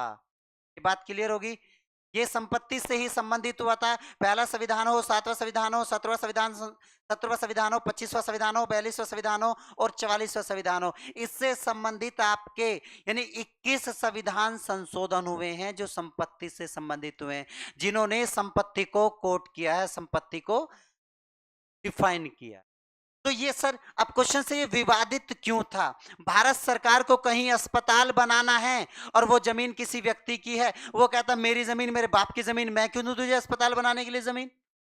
यदि भारत सरकार को कहीं रेल निकालनी है तो किसी का खेत बीच में आ जाता है, खेत वाला कहता मेरे बाप का खेत, मेरे बाप के नाम है, मैं क्यों दूं तुझे खेत? भारत सरकार को कहीं एयरपोर्ट बनाना, वो कहता मेरे बाप की जमीन, मेरी माँ की जमीन, मैं क्यों दूं तेरे को जमीन भाई? तो भारत सरकार ने सोचा ये तुम्हारे बाप की जो जमीन है इसको ही लेंगे हम पहले। तो भारत सरकार ने तभी से ही फर्स्ट संविधान, ये तभी से विवादित चल रहा था, और फाइनली 44वां संविधान संशोधन 1978 के बाद भारत में जितनी भी जमीन है, अर्थात 32,87,263 वर्ग किलोमीटर, क्लियर हो गया। तो भारत का जो क्षेत्रफल है वो 32,87,263 वर्ग किलोमीटर है। ये बातें क्लियर हैं, जो पूरे विश्व के क्षेत्रफल का 2.4% अपने पास रखता है। तो भारत का जो क्षेत्रफल है, यहां जो जमीन है, वो जमीन अब मैं बात कर रहा हूं वो 3 लोगों के पास में। कोई कहने लगे कि भारत का 32,87,263 वर्ग किलोमीटर क्षेत्रफल भारत सरकार का है, भारत वहां चाहे एयरपोर्ट बना दे, रेल निकाल दे, ये निकाल दे, वो निकाल दे, ऐसा नहीं हो सकता, क्योंकि ये सारी जमीन भारत की नहीं है। ये जमीन 3 लोगों के पास में है, 3 व्यक्तियों के पास में है। पहला एग्जाम्पल, ये जमीन भारत सरकार के पास में है। जो जमीन भारत सरकार के पास में है, उस जमीन पर भारत सरकार कुछ भी कर सकती है, उसकी मर्जी। क्लियर हो गया। एक आपने नाम सुना होगा वक्फ बोर्ड। तो दूसरा किसके पास में? वक्फ बोर्ड। जो वक्फ बोर्ड की जमीन है, भारत सरकार वहां कुछ भी नहीं कर सकती, और वक्फ बोर्ड की जमीन के संबंधित मामले में सुप्रीम कोर्ट में कोई भी दखलंदाजी नहीं की जा सकती। ना ही आप सुप्रीम कोर्ट जा सकते, ना ही आप हाई कोर्ट जा सकते। आपका आर्टिकल जो है 32 वो यूज नहीं कर सकते, आर्टिकल 2 to 6 यूज नहीं कर सकते। क्यों? क्योंकि जमीन वक्फ बोर्ड की है, और ये मुद्दा प्रेजेंट में बहुत ज्यादा हाईलाइटेड चल रहा है। उससे संबंधित मुझे याद है 2 दिन पहले दिल्ली के सीपी में, कनॉट प्लेस में, रात में 10,000 नहीं बल्कि 20-30,000 लोगों ने यानी क्या निकाली थी? एक रैली निकाली थी। 20,000 मुस्लिम लोग इकट्ठा हुए और उन्होंने इसके पक्ष में, वक्फ बोर्ड के पक्ष में एक रैली निकाली। तब तुम रात के 12 बजे, 1 बजे, 1:30 बजे सो रहे होंगे, तब वहां पर पाकिस्तानी झंडे लहराए जा रहे थे। क्या पता है आप? बहुत अच्छा, तो पता है तो बहुत अच्छा, क्योंकि मैं न्यूज के बहुत टच में रहता हूँ। और आज एक बड़ी दुखद घटना है कि कल रात एक जोधपुर की एसडीएम प्रियंका बिश्नोई जी का निधन हुआ।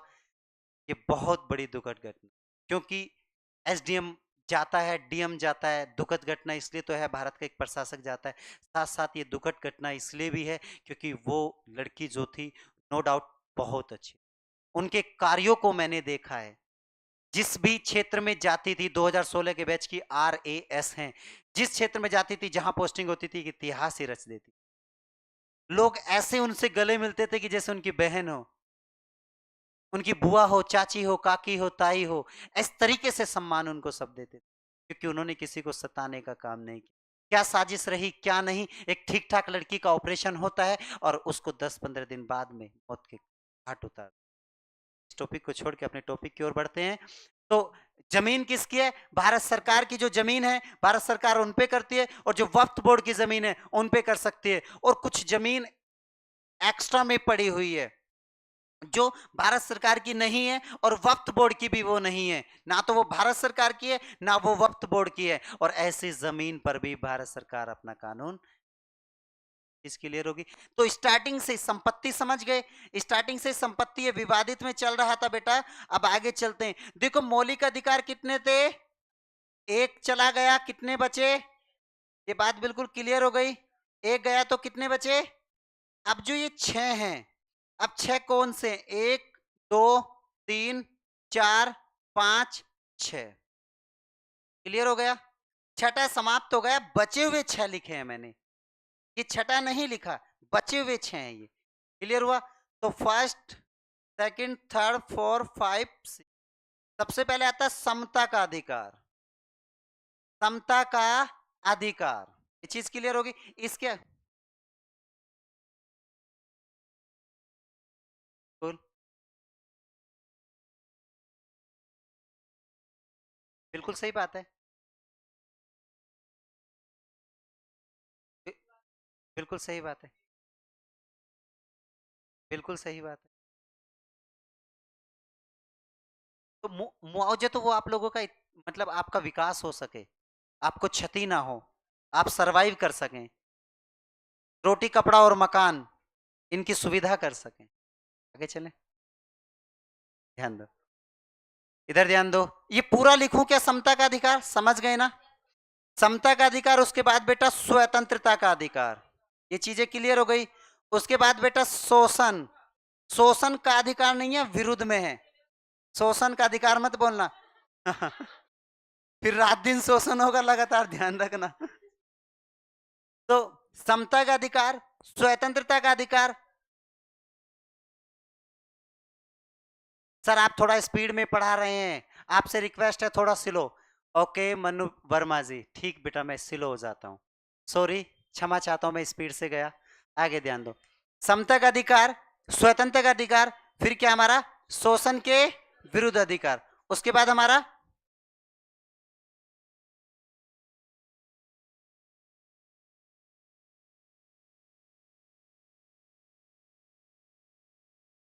धार्मिक, उसके बाद शिक्षा एवं, क्लियर हो गया। उसके बाद संवैधानिक उपचारों का अधिकार। ये चीजें क्लियर हो गई। ये अधिकार है भैया, आप लोग समझ लीजिए भैया। समता का अधिकार, स्वतंत्रता का अधिकार, शोषण के विरुद्ध अधिकार, धार्मिक स्वतंत्रता अधिकार, शिक्षण संस्कृति का अधिकार और संवैधानिक उपचारों का अधिकार। चीजें क्लियर हैं। अब देखो आर्टिकल्स किसमें कितने, इसमें कितने, देखो याद करने का तरीका, 4 2 4 2 हो गया याद, यानी 4 2 ऊपर एक जोड़ दो 5, नीचे घटा दो 1। हर चीज में ढूंढो कि कैसे याद करना है। तन मन धन, झूठ छल कपट, आप नॉलेज को गेन करने पे लगा दो। अब ऐसे इसमें 5 है 4 है 2, ऐसे कंफ्यूजन हो जाएगा। सीक्वेंस आपको पता ही है, 4 2 एक ऊपर छोड़ो एक नीचे, ऊपर एक जोड़ दो नीचे एक घटा दो। तो अब ये क्वेश्चंस बहुत बार एग्जाम में पूछा गया है कि समता के अधिकार में कितने अनुच्छेद हैं, स्वतंत्रता के अधिकार में कितने हैं, शोषण के विरुद्ध अधिकार में कितने हैं, धार्मिक स्वतंत्रता के अधिकार में कितने हैं, शिक्षा एवं संस्कृति में कितने हैं, संवैधानिक अधिकार में कितने हैं। ये चीज क्लियर हो गई। अब एक क्वेश्चन तो ये, अब देखो नया क्वेश्चन यहां से कैसे बनेगा।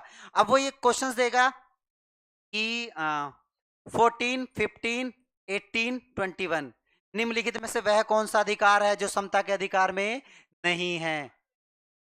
ये चीज क्लियर हो गई। कैसे, यहां यहां कौन कौन सा 14 15 16 17 और ये चीज क्लियर हो गया।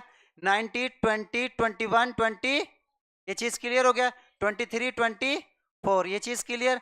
25 26 27 28 29 और 30 बेटा 31 समाप्त हो गया। तो ये कौन सा, ये चीज क्लियर हुई। देखो क्वेश्चंस कैसे पूछ रहा है वो आपका, वो क्वेश्चंस पूछ रहा है कि निम्नलिखित में से कौन सा समता का अधिकार में नहीं है। तो 1 2 3 ये तो है, क्योंकि 14 से 18 तक आते हैं, 21 नहीं है।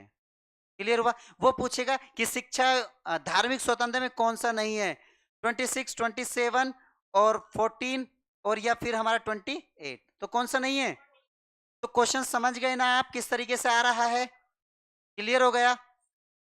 तो अब जो ये आर्टिकल्स, ये फाइनली इतना मुझे क्यों बताना पड़ा, अब जो ये आर्टिकल्स 21 है ये कौन से अधिकार का हनन कर रहा है, तो निजता का अधिकार कौन से अधिकार के अंतर्गत आता है, स्वतंत्रता का। ये बात क्लियर हो गई। देखो कितनी लंबी बैकग्राउंड बनानी पड़ी मुझे सिर्फ छोटा सा ही समझा। तो वो ये पूछेगा कि हाल ही में सुप्रीम कोर्ट द्वारा लिया गया निर्णय निम्नलिखित में से कौन से मौलिक अधिकार के अंतर्गत आता है, समता का, स्वतंत्रता का, शिक्षा का, धार्मिक स्वतंत्रता का। तो समझ जाओगे ना। वो ये पूछेगा कि फ्रैंक विट्स बनाम narcotic control bureau, Frank Vitus बनाम नारकोटिक कंट्रोल ब्यूरो के संबंध में हाल ही में सुप्रीम कोर्ट के द्वारा लिया गया निर्णय निम्नलिखित में से किस मौलिक अधिकार के अंतर्गत आता है, 4 ऑप्शन में डाल देगा। ये चीज क्लियर हो गई, कर लोगे, या फिर 4 आर्टिकल डाल देगा। ये चीज क्लियर हो गई, कर लोगे, या फिर वो क्या डाल देगा कि हाल ही में सुप्रीम कोर्ट के द्वारा फ्रैंक विट्स बनाम नारकोटिक कंट्रोल ब्यूरो के संबंध में दिया गया निर्णय निम्नलिखित में से किन किन को प्रभावित करता है, फंडामेंटल राइट, डीपीएसपी, या फिर फंडामेंटल ड्यूटीज, या फिर प्राइम मिनिस्टर। मतलब इस तरीके से 4 ऑप्शन वो कुछ भी दे। तो समझ गए क्वेश्चंस बनाने के तरीके। कैसे क्वेश्चंस बनेंगे, ये चीज क्लियर है। आगे बढ़ूं। अब देखो, इनको मैं थोड़ा आपको नॉर्मली बता रहा हूं। आर्टिकल 14, आर्टिकल 14 बोल आर्टिकल 14, 15, 16, 17, 18, ठीक है, एक नॉर्मली बता रहा हूं। आर्टिकल 14 बोलता है equality before law and equal protection of law, अर्थात विधि के समक्ष समता एवं विधि के समक्ष समान संरक्षण का अधिकार। आर्टिकल 15 बोलता है जन्म, मूलवंश, धर्म, लिंग, जाति के अनुसार कोई भेदभाव नहीं किया जाएगा। बाकी सबके अनुसार करो। क्लियर हो गया? क्योंकि 5 ही चीज हैं, ये क्लियर बोल रहा है कि जन्म, मूलवंश, धर्म, लिंग, जाति के अनुसार भेदभाव नहीं किया जाएगा, तो ऑब्वियसली बाकी के साथ किया ही जा सकता है। तो उसके अनुसार हुआ भी, फिर आगे इसी के अनुसार कानून बने। 16 बोलता है कि लोक नियोजन में अवसर की समानता का अधिकार। आर्टिकल 17 बोलता है अस्पृश्यता का अंत होगा, अर्थात अनटचेबिलिटी नॉट। आर्टिकल 18 बोलता है कि उपाधियों का अंत होगा, परंतु शिक्षा, सेना के क्षेत्र में उपाधियां दी जाएंगी। इनके मैंने अभी आप लोगों को बिल्कुल बेसिक बताया, इनकी जो ब्रांचेस हैं, क्लोज, सब क्लोज हैं, वो कुछ नहीं बताया, और बेसिक में भी नॉर्मल चीज बताया, क्योंकि मुझे फाइनली यहां पहुंचना है। आर्टिकल 19 बोलता है कि अभिव्यक्ति की वाक स्वतंत्रता का अधिकार। आर्टिकल 20 बोलता है कि दोहरे कांड से आपका दिमाग घुमा है, ऑनलाइन में ध्यान रखना, आपका किसी का दिमाग घुमा है, आपको पता है बेटा मारना ही मारना है, अब नहीं छोड़ना है। कोई घटना ऐसी हो गई है कि उसको मारना ही मारना है, अब हमें नहीं छोड़ना है, तो आप टेंशन फ्री रहना। जब मर्डर एक करने की नौबत आए तो एक नहीं 2-4 करो, क्योंकि सजा एक की ही मिलेगी। क्योंकि आप एक बात बताओ, आपने आज तक कोई एफआईआर ऐसी देखी जिसमें 302, उस मुकदमे में 302 उसे मारने पे, 302 उसे मारने पे, तो 302 जब कोई एफआईआर होती है उसमें एक ही होती है, 307 एक ही होती है, या 544, 543, 502, 323, 324, छोटी मोटी धाराएं हैं, नॉर्मली पता होनी चाहिए। तो ये सब क्या होती हैं? एक ही होती हैं। तो इसलिए मर्डर डबल करो या ट्रिपल करो, धारा क्लियर हो गया? तो जब नाश करना हो तो नाश नहीं, क्या करना चाहिए? सत्यानाश। अब आगे बढ़ो, ये चीजें क्लियर, लेकिन ऐसा करना नहीं है। आर्टिकल 21, तो अब आर्टिकल 21 को लेकर हम चल रहे थे। तो आर्टिकल 21 ये क्यों विवाद में आया, आपको पता चला कि फ्रैंक विट्स बनाम नारकोटिक कंट्रोल ब्यूरो, उस विवाद में सुप्रीम कोर्ट का निर्णय आया कि किसी व्यक्ति की लोकेशन आप नहीं ले सकते। यदि कोई अधिकारी किसी व्यक्ति की स्थान की जानकारी मांगता है तो वो उसके निजता के अधिकार का हनन करता है। तो निजता का अधिकार का जो हनन है ये फंडामेंटल राइट में आता है, और फंडामेंटल राइट के अंदर ये दूसरे फंडामेंटल राइट में आता है, और दूसरे अर्थात ये स्वतंत्रता के अधिकार के अंतर्गत आता है। क्लियर है? अब देखो आर्टिकल 21 में मैं आप लोगों को लिख नहीं रहा हूं, साथ के साथ बता रहा हूं, क्योंकि कहां तक लिखेंगे, क्योंकि आपके जो सर हैं पॉलिटी वाले, वो मुझे भरोसा है नो डाउट वो बहुत अच्छा पढ़ाते होंगे, आप लोग वहां से तैयार करना इसको, लेकिन फिर भी मैं आपको बता रहा हूं, ध्यान दीजिए। तो आर्टिकल 21, आप अपनी मर्जी से शादी कर सकते हैं, आपकी फैमिली भी आपका बाधा नहीं बनेगी, कोई आपका बाधा नहीं बनेगा। और यदि कोई बाधा बनता है तो आपको मीडिया यानी प्रेस में जाना है, और प्रेस में जाकर बोलना है कि फलाना फलाना व्यक्ति से मुझे डर है, तो आपको सरकार अर्थात जो आपके जिले के जिलाधिकारी होंगे वो आपको सुरक्षा देंगे। और हो सकता है कि आप लोगों को यानी जो जिला जो ऑफिस है, तो वहीं आपको यानी 1-2 महीने के लिए ठहराया जा सकता। तो घर वालों से ही सुरक्षा देंगे वो? अच्छा, प्रॉपर्टी सुरक्षा, ये समस्या है। आप शादी प्रॉपर्टी के लिए करना चाहते हैं, ये गलत है। चलो ध्यान दो, आई नो, समझ गया मैं वो क्या कहना चाहता। तो प्रेस, सीधी सी बात है, यदि आप अपनी मर्जी से शादी करना चाहते हैं, घर का कोई व्यक्ति, चाचा ताऊ, भाई भतीजा, बहन, मम्मी पापा, मोहल्ले पड़ोसी, मोमा फूफा, कोई भी व्यक्ति आपका यदि आपको परेशान करता है, सीधे मीडिया में जाना है। सबसे अच्छा तरीका है मीडिया में जाकर बोलो कि फलाना फलाना व्यक्ति से मुझे जान से मारने की धमकी आ रही है, और मैंने इनसे शादी की है, अपनी मर्जी से शादी की है, मैं इनके साथ पहले भी खुश थी, अब तो मैं महा खुश हूं। तो सरकार आपको सुरक्षा देगी। आते रहते हैं, ये चीज क्लियर है? आगे बढ़े। तो अपनी मर्जी से शादी करने का अधिकार कौन से आर्टिकल में है? आप लोगों को मैं अभी चिल्ला चिल्ला के बताया मेरे दोस्त, निजता, निजता का अधिकार। कोई पूछता है बेटा अपनी मोबाइल का पासवर्ड बता, तू रात में करती क्या है? मोबाइल में लगी रहती है। समझ आया? तो यदि आपके मदर फादर कोई भी व्यक्ति आपके मोबाइल का पासवर्ड मांगता है, या आपका दोस्त आपके मोबाइल का पासवर्ड मांगता है और जबरदस्ती मांगता है, ना देने पर आपको जान से मारने की धमकी देता है, तो यह आपके मौलिक अधिकार का हनन है। यह सीधे सीधे आर्टिकल 21 का हनन है। यह आपके राइट टू प्राइवेसी का हनन है। इसके खिलाफ आर्टिकल 32 सुप्रीम कोर्ट जा सकते हैं, और आप आर्टिकल 226 के तहत सीधे हाई कोर्ट जा सकते हैं। ये चीजें क्लियर हो गई? आगे चलें। देखो मैं बात कर रहा हूं कि निजता के अधिकार के अंतर्गत, बेटा ध्यान दो, देखो समझो चीज को, है ना? क्योंकि मैं ये निजता का अधिकार मैं खुद जानता हूं कि तुम्हें भी पता होगा, लेकिन निजता के अधिकार में क्या क्या चीजें, अब तो मुद्दा यह आया किसी स्थान की जानकारी देना, मैंने एक जोड़ दिया अपने मोबाइल का पासवर्ड देना। तो ऐसे ही यानी प्राइवेसी से संबंधित जो जो आपकी प्राइवेसी है, फॉर एग्जाम्पल कोई पूछता है कि आप किससे बात कर रही हो, तो ये आपकी राइट टू प्राइवेसी का हनन है। ये आपको ये अंडरस्टैंडिंग आपको बनानी है।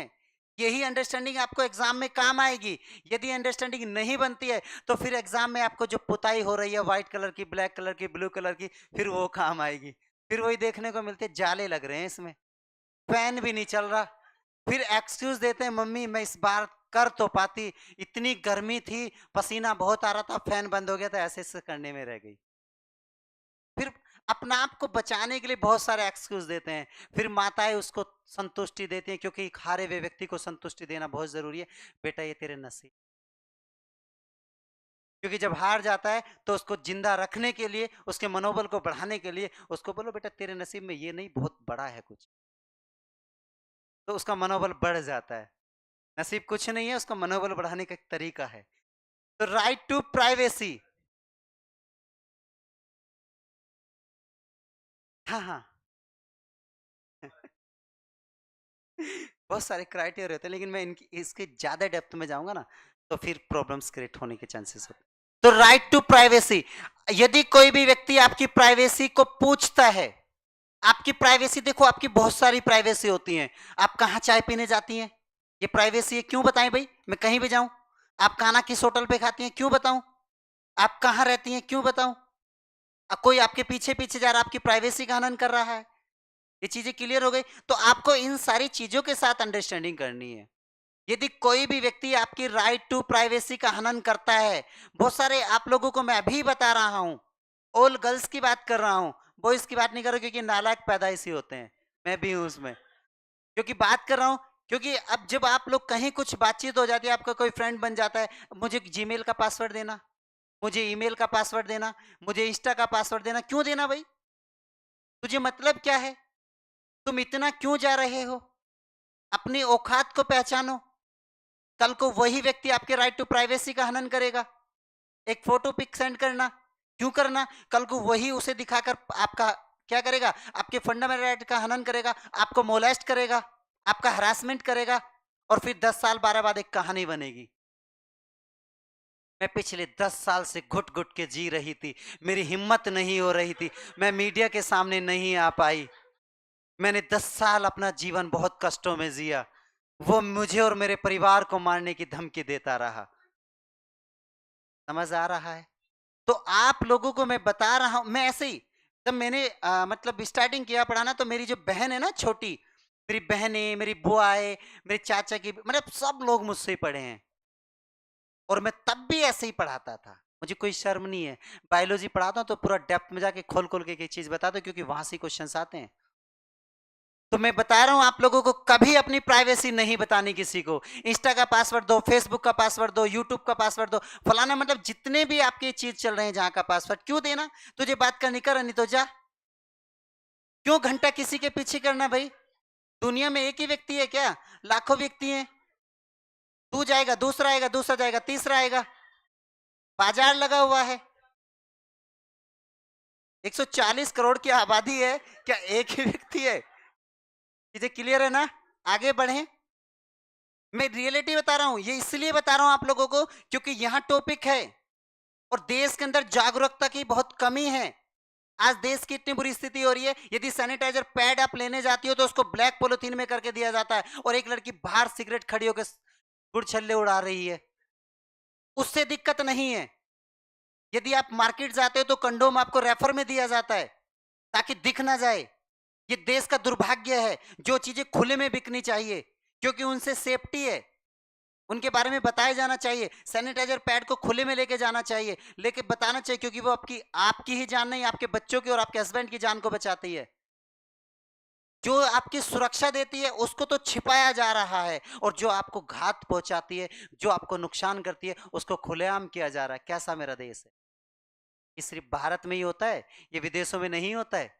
क्योंकि मेरे बहुत सारे कॉन्टेक्ट फॉरेन में हैं, मेरे बहुत सारे मित्र हैं विदेशों में, मैं उनसे सारी जानकारी लेता हूं तो वे सब कुछ बताते हैं। सिर्फ भारत में स्थिति ऐसी है और इसको जागरूक तुम लोगों को करना है और तुम लोगों को बताने वाला भी कोई चाहिए क्योंकि तुम डरते इतने हो। अभी मैं कल एक क्लिनिक पर खड़ा हुआ था तो एक लड़की बहुत देर तक खड़ी रही बेचारी। अब उसको काहे बेचारी कहा जाए, बहुत देर तक खड़ी रही तो वहां भीड़ लगी हुई थी। मुझे एक रिपोर्ट उठानी थी, रिपोर्ट उसको मिल नहीं रहा था, लगभग आधा घंटा मैं खड़ा रहा वहां। तो उसको सैनिटाइजर पैड लेनी थी। जब उधर से 3-4 कस्टमर निकल के गए तब उसने जाके एक लेडी आई, उसको बोला भैया लेडी को बोला दीदी पैड दे दीजिए। क्यों बोलना है, खुल के बोलो। तुम कोई जहर ले रही हो, तुम किसी का मर्डर कर रही हो, तुम अपराध कर रही हो, तुम अपनी सुरक्षा कर रही हो। अपनी सुरक्षा की चीजें तुम लोग यानी छुप छुप कर रही हो तो अपराध है नहीं है? खुद सोचो। ये आपको जागरूक होना है क्योंकि आप यूथ हैं। आपको जागरूक होने के साथ साथ आपको अपने पेरेंट्स को बताओ, आने वाली छोटी पीढ़ियों को बताओ, आपके चाचा ताऊ काकी मामा फूफा जितनी भी गर्ल्स हैं उन सबको बताओ, उनका मनोबल बढ़ाओ क्योंकि तुम दिल्ली जैसे शहर में आने का तुम्हें सौभाग्य मिला है। देश की करोड़ों लड़कियां ऐसी हैं जिन्हें दिल्ली जैसे शहर तो छोड़ो अपने गांव में ही पढ़ने का सौभाग्य नहीं। तो ये आपको करना पड़ेगा। तो राइट टू प्राइवेसी पर चल रहे थे, लौट कर आते हैं। 2-3 मिनट आपका हमने लिया, उसके लिए क्षमा चाहते हैं, लेकिन आपकी समझदारी के लिए ही बताया।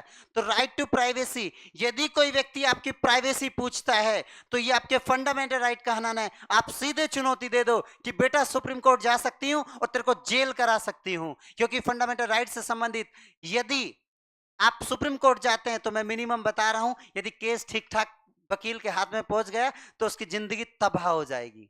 और जब 2-4 व्यक्तियों की जिंदगी तबाह होगी ना तो फिर एक व्यक्ति, किसी व्यक्ति को किसी की प्राइवेसी से संबंधित एक बार फांसी की सजा हो जाए एक गांव में, उसके गांव में मुझे उम्मीद है आने वाले 20 साल तक कोई ऐसी हरकत नहीं करेगा। उसके गांव में कोई ऐसी हरकत नहीं करेगा और वे उस गांव के कनेक्शन कम से कम 50-100 गांव से और भी होंगे। अरे हमारे गांव में पता कैसे ऐसे ऐसे हुआ, सब में टेलीफोन घूम जाता है, उसके गांव में भी नहीं कोई करेगा। तो सुधारने के लिए तरीके होने चाहिए। जनता सुधरना चाहती है लेकिन सुधारने के तरीके भी होने चाहिए। एक व्यक्ति को मारने से यदि लाखों लोगों का जीवन सुधर रहा है, संभल रहा है, तो उसको मार देना चाहिए। मैं तो सीधा बोलता हूं काट देना चाहिए। तो निजता का अधिकार क्लियर हुआ। आपको स्वस्थ स्वच्छ एवं स्वास्थ्य यानी क्लीन, जानते हैं ना, क्लीन रहना, आपको साफ रहना, स्वच्छ रहना, ये आपका अधिकार है। कोई कहता है तू इतना मेकअप लगा के कौन जा रही है भाई, इतने क्लीन कपड़े करके कहां जा रही है भाई, क्यों पूछ रहा है कोई, किसी का क्या मतलब है? क्योंकि ये हमारा फंडामेंटल राइट है और आपने स्वास्थ्य से संबंधित कुछ भी ले सकते हैं। यदि आपको अपने स्वास्थ्य से संबंधित कोई ड्रग्स लेनी पड़ रही है तो ले सकते हैं, अपने स्वास्थ्य से संबंधित आपको कोई मेडिसिन लेनी पड़ रही है तो ले सकते हैं, आपको कोई रोक नहीं सकता। यदि ऐसा कोई व्यक्ति है आपके स्वास्थ्य से संबंधित ऐसा कोई रोकता है तो यह आपके मौलिक अधिकार का हनन है। क्लियर हुआ? आप एक पार्क में बैठे हुए हैं और कोई आया, दो लगाए, किसने कहा? तुम्हारा भाई आया, चाचा आया, पापा आया, कोई दो लगाए, बोला पार्क में क्यों आई, किसने कहा? पर्यावरण, स्वच्छ पार्क में घूमने का अधिकार, स्वच्छ पर्यावरण में रहने का अधिकार, ये आपका फंडामेंटल राइट है। इससे संबंधित आपको कोई भी व्यक्ति क्या नहीं कर सकता, रोक नहीं सकता। हम बगावत करेंगे, यदि बगावत अपने पर आए तो घर वालों से भी करनी है। बेटा बाप की उम्र तुम्हारे 40-50 साल की है, तुम्हारे बाप की उम्र 50 साल की है, अपना आप पे मत लेना, इसका ऑपोजिट में मेरे पे भी कर देना। बाप की उम्र तुम्हारे 50 साल की है, माँ की उम्र 50 साल की है और भारत का जो एज रेशो है वो है 62 साल, घट के 62 साल हो गया। तो बाप कितने साल रहेगा तुम्हारे साथ? 12 साल, आपकी उम्र है 25 साल, तुमको जीना अभी कितने साल, 40 साल, तो 12 साल के चक्कर में तुम 40 साल बर्बाद कर रही हो। तो तुम्हें समझाना ही नहीं है, जीवन तुम्हारा है, अपने अनुसार चलो, क्योंकि तुम पेरेंट्स के अनुसार चलोगी ना तो तुम्हारे अंदर भी थॉट ये बन जाएगी, तुम्हारे बच्चे भी तुम्हारे अनुसार चलेंगे। ये चेंज करने का काम तुम्हारा है। नहीं मान रहे, आप एक बात बताओ, बाप ने कहा बेटा तुमको इससे शादी करनी है, वो नशेड़ी भंगेड़ी जुहरी, बाप ने कह दिया बेटा इससे करो शादी, बेटी संस्कारी चली गई, वो रोज पी के आता, रोज कूटता है, दही सी बांधता है दबा के। सुनो, सुनो बेटा सुनो प्लीज, वो रोज आपको काटता है, दही तोड़ता है दबा के, बॉडी पे आपकी इतने निशान हैं कि कोई देखे तो उसकी आंखों से पानी नहीं गंगा बह जाए। दूसरे व्यक्ति को देखकर इतना दर्द आता है कि तुम्हारे दर्द को अपना समझकर रोने लग जाता है। बाप ने कहा संस्कारी बेटी शादी से करनी है, समझ में आया? यदि आप अपने बाप का निर्णय ना लेकर अपनी पसंद से चुने, ऐसा चुने, देखकर चुने, उसको भी ठोक बजा के देख लो एक बार कि वो ठीक है या नहीं है। 2-4 साल ठोक बजा लो कि केयर कर सकता है या नहीं कर सकता है। अब ऐसा चुने, जब तक तुम उसके साथ ठीक है तो ठीक है, नहीं भाड़ में जाए तू। जीवन तुम्हारा, तुम्हें अपने अधिकार किस लिए मिले हुए हैं तुम्हारे? तुम जुडिशरी की तैयारी कर रहे हो, तुम लोगों को तो अधिकार देना है, लोगों को दिलाने हैं, और तुम अपने अधिकार ही नहीं प्राप्त कर रहे अपने घर वालों से, तो ये बहुत बड़ा द्वंद्व की बात है, ये बहुत बड़ी घटना है बेटा। और ये आप ही नहीं है, देश की 70% गर्ल्स का यही है, पापा के खिलाफ नहीं जाएंगे, अपनी माँ के खिलाफ नहीं जाना है। अपनी पसंद कैसे बता दूं अपनी माँ को, क्योंकि वो नहीं करेगी, जबकि सब जानते हैं कि मेरी पसंद के घर वाले नहीं करेंगे, मुझे भी पता है कि मेरी पसंद के घर वाले नहीं करेंगे, तो मैं क्यों बताऊं घर वालों को? एक नन्ना मुन्ना लेके जब बताऊं मैंने कर ली, तुम्हें एक्सेप्ट करना तो करो ना तो मन करो, सीधी सी बात है बेटा, ये सच्चाई है। ये मैं अपनी पूरी फैमिली के सब बच्चों को बताता हूं, सबको सलाह देता हूं यही। और यदि कोई इस ऐसे काम को करता है तो मैं कोऑपरेट भी करता हूं। एक मेरी स्टूडेंट में बता रहा हूं, 2018 में उसने कोर्ट मैरिज किया, उसने कहा भैया मुझे कोर्ट मैरिज करना, मैं ठीक है मैं हूं, गवाह मैं बना उसका। उसका बाप उसके खिलाफ में था, उसका बाप चाहता था कि वो अपनी बड़ी बहन के देवर से शादी करे, वो बढ़ाई का काम करता था, वो लड़की तैयारी कर रही थी, वो यूपी पुलिस में है प्रेजेंट में, तब वो यूपी पुलिस में नहीं थी। उसने कहा कि उसने मुझे बताया, आई क्योंकि बच्चे मेरे से बहुत फैमिलियर रहते हैं, क्योंकि मैं उनसे ऐसा व्यवहार करता हूं जैसे फैमिली के साथ करता हूं। मैंने कहा मैं हूं ना, उसके साथ एक ही चीज, उसे एक ही चीज बोला, मैं हूं ना, तुझे क्या चाहिए हर समय सपोर्ट दूंगा, 2-4 महीने 8 महीने 10 महीने हर चीज की सपोर्ट करूंगा, तन मन धन पैसा तुझे मैं करूंगा, तुझे जो करना कर। कोर्ट गया, कोर्ट मैरिज कराया, उसके बाद में आज वो लड़की इतनी खुश है कि कम से कम 4 से 5 करोड़ रुपए का तो उसका बंगला है। मेरे छोटे भाई की जब शादी में आई थी, एक्सीवी 700 में आई थी, एक्सीवी 700, कम से कम 30 लाख रुपए की गाड़ी है, कम से कम 50,000 रुपए का लहंगा पहन गई थी। और यदि वो बढ़ाई से शादी कर लेती, 50,000 का लहंगा पहना देता वो, 500 रुपए की साड़ी। तो उसने अपनी मर्जी से चुना, 1 साल बाद घर वालों ने भी एक्सेप्ट कर लिया। करो तो ठीक है, ना करो तो भाड़ में जाओ, go to hell, go to hello.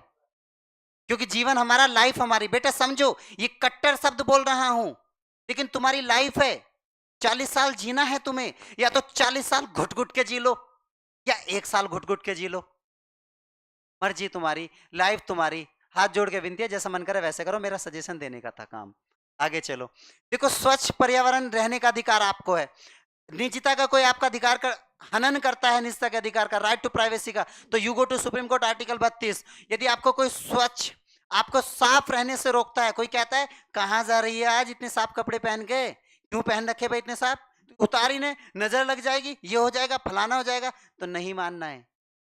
और यदि वो ज्यादा करे तो सीधे बोलना, चुनौती दे देना, आर्टिकल 32 पढ़ा है सर ने, जेल करा दूंगी। ये चीज क्लियर हो गई? पर्यावरण, स्वच्छ पर्यावरण में रहने से कोई रोकता है, कोई बोलता है कि बेटा स्वच्छ पर्यावरण में रही रहना, कोई कहता नहीं यहीं रहो, गांव में रहो, दिल्ली में रहो, नहीं रहना मेरे को तो दिल्ली में।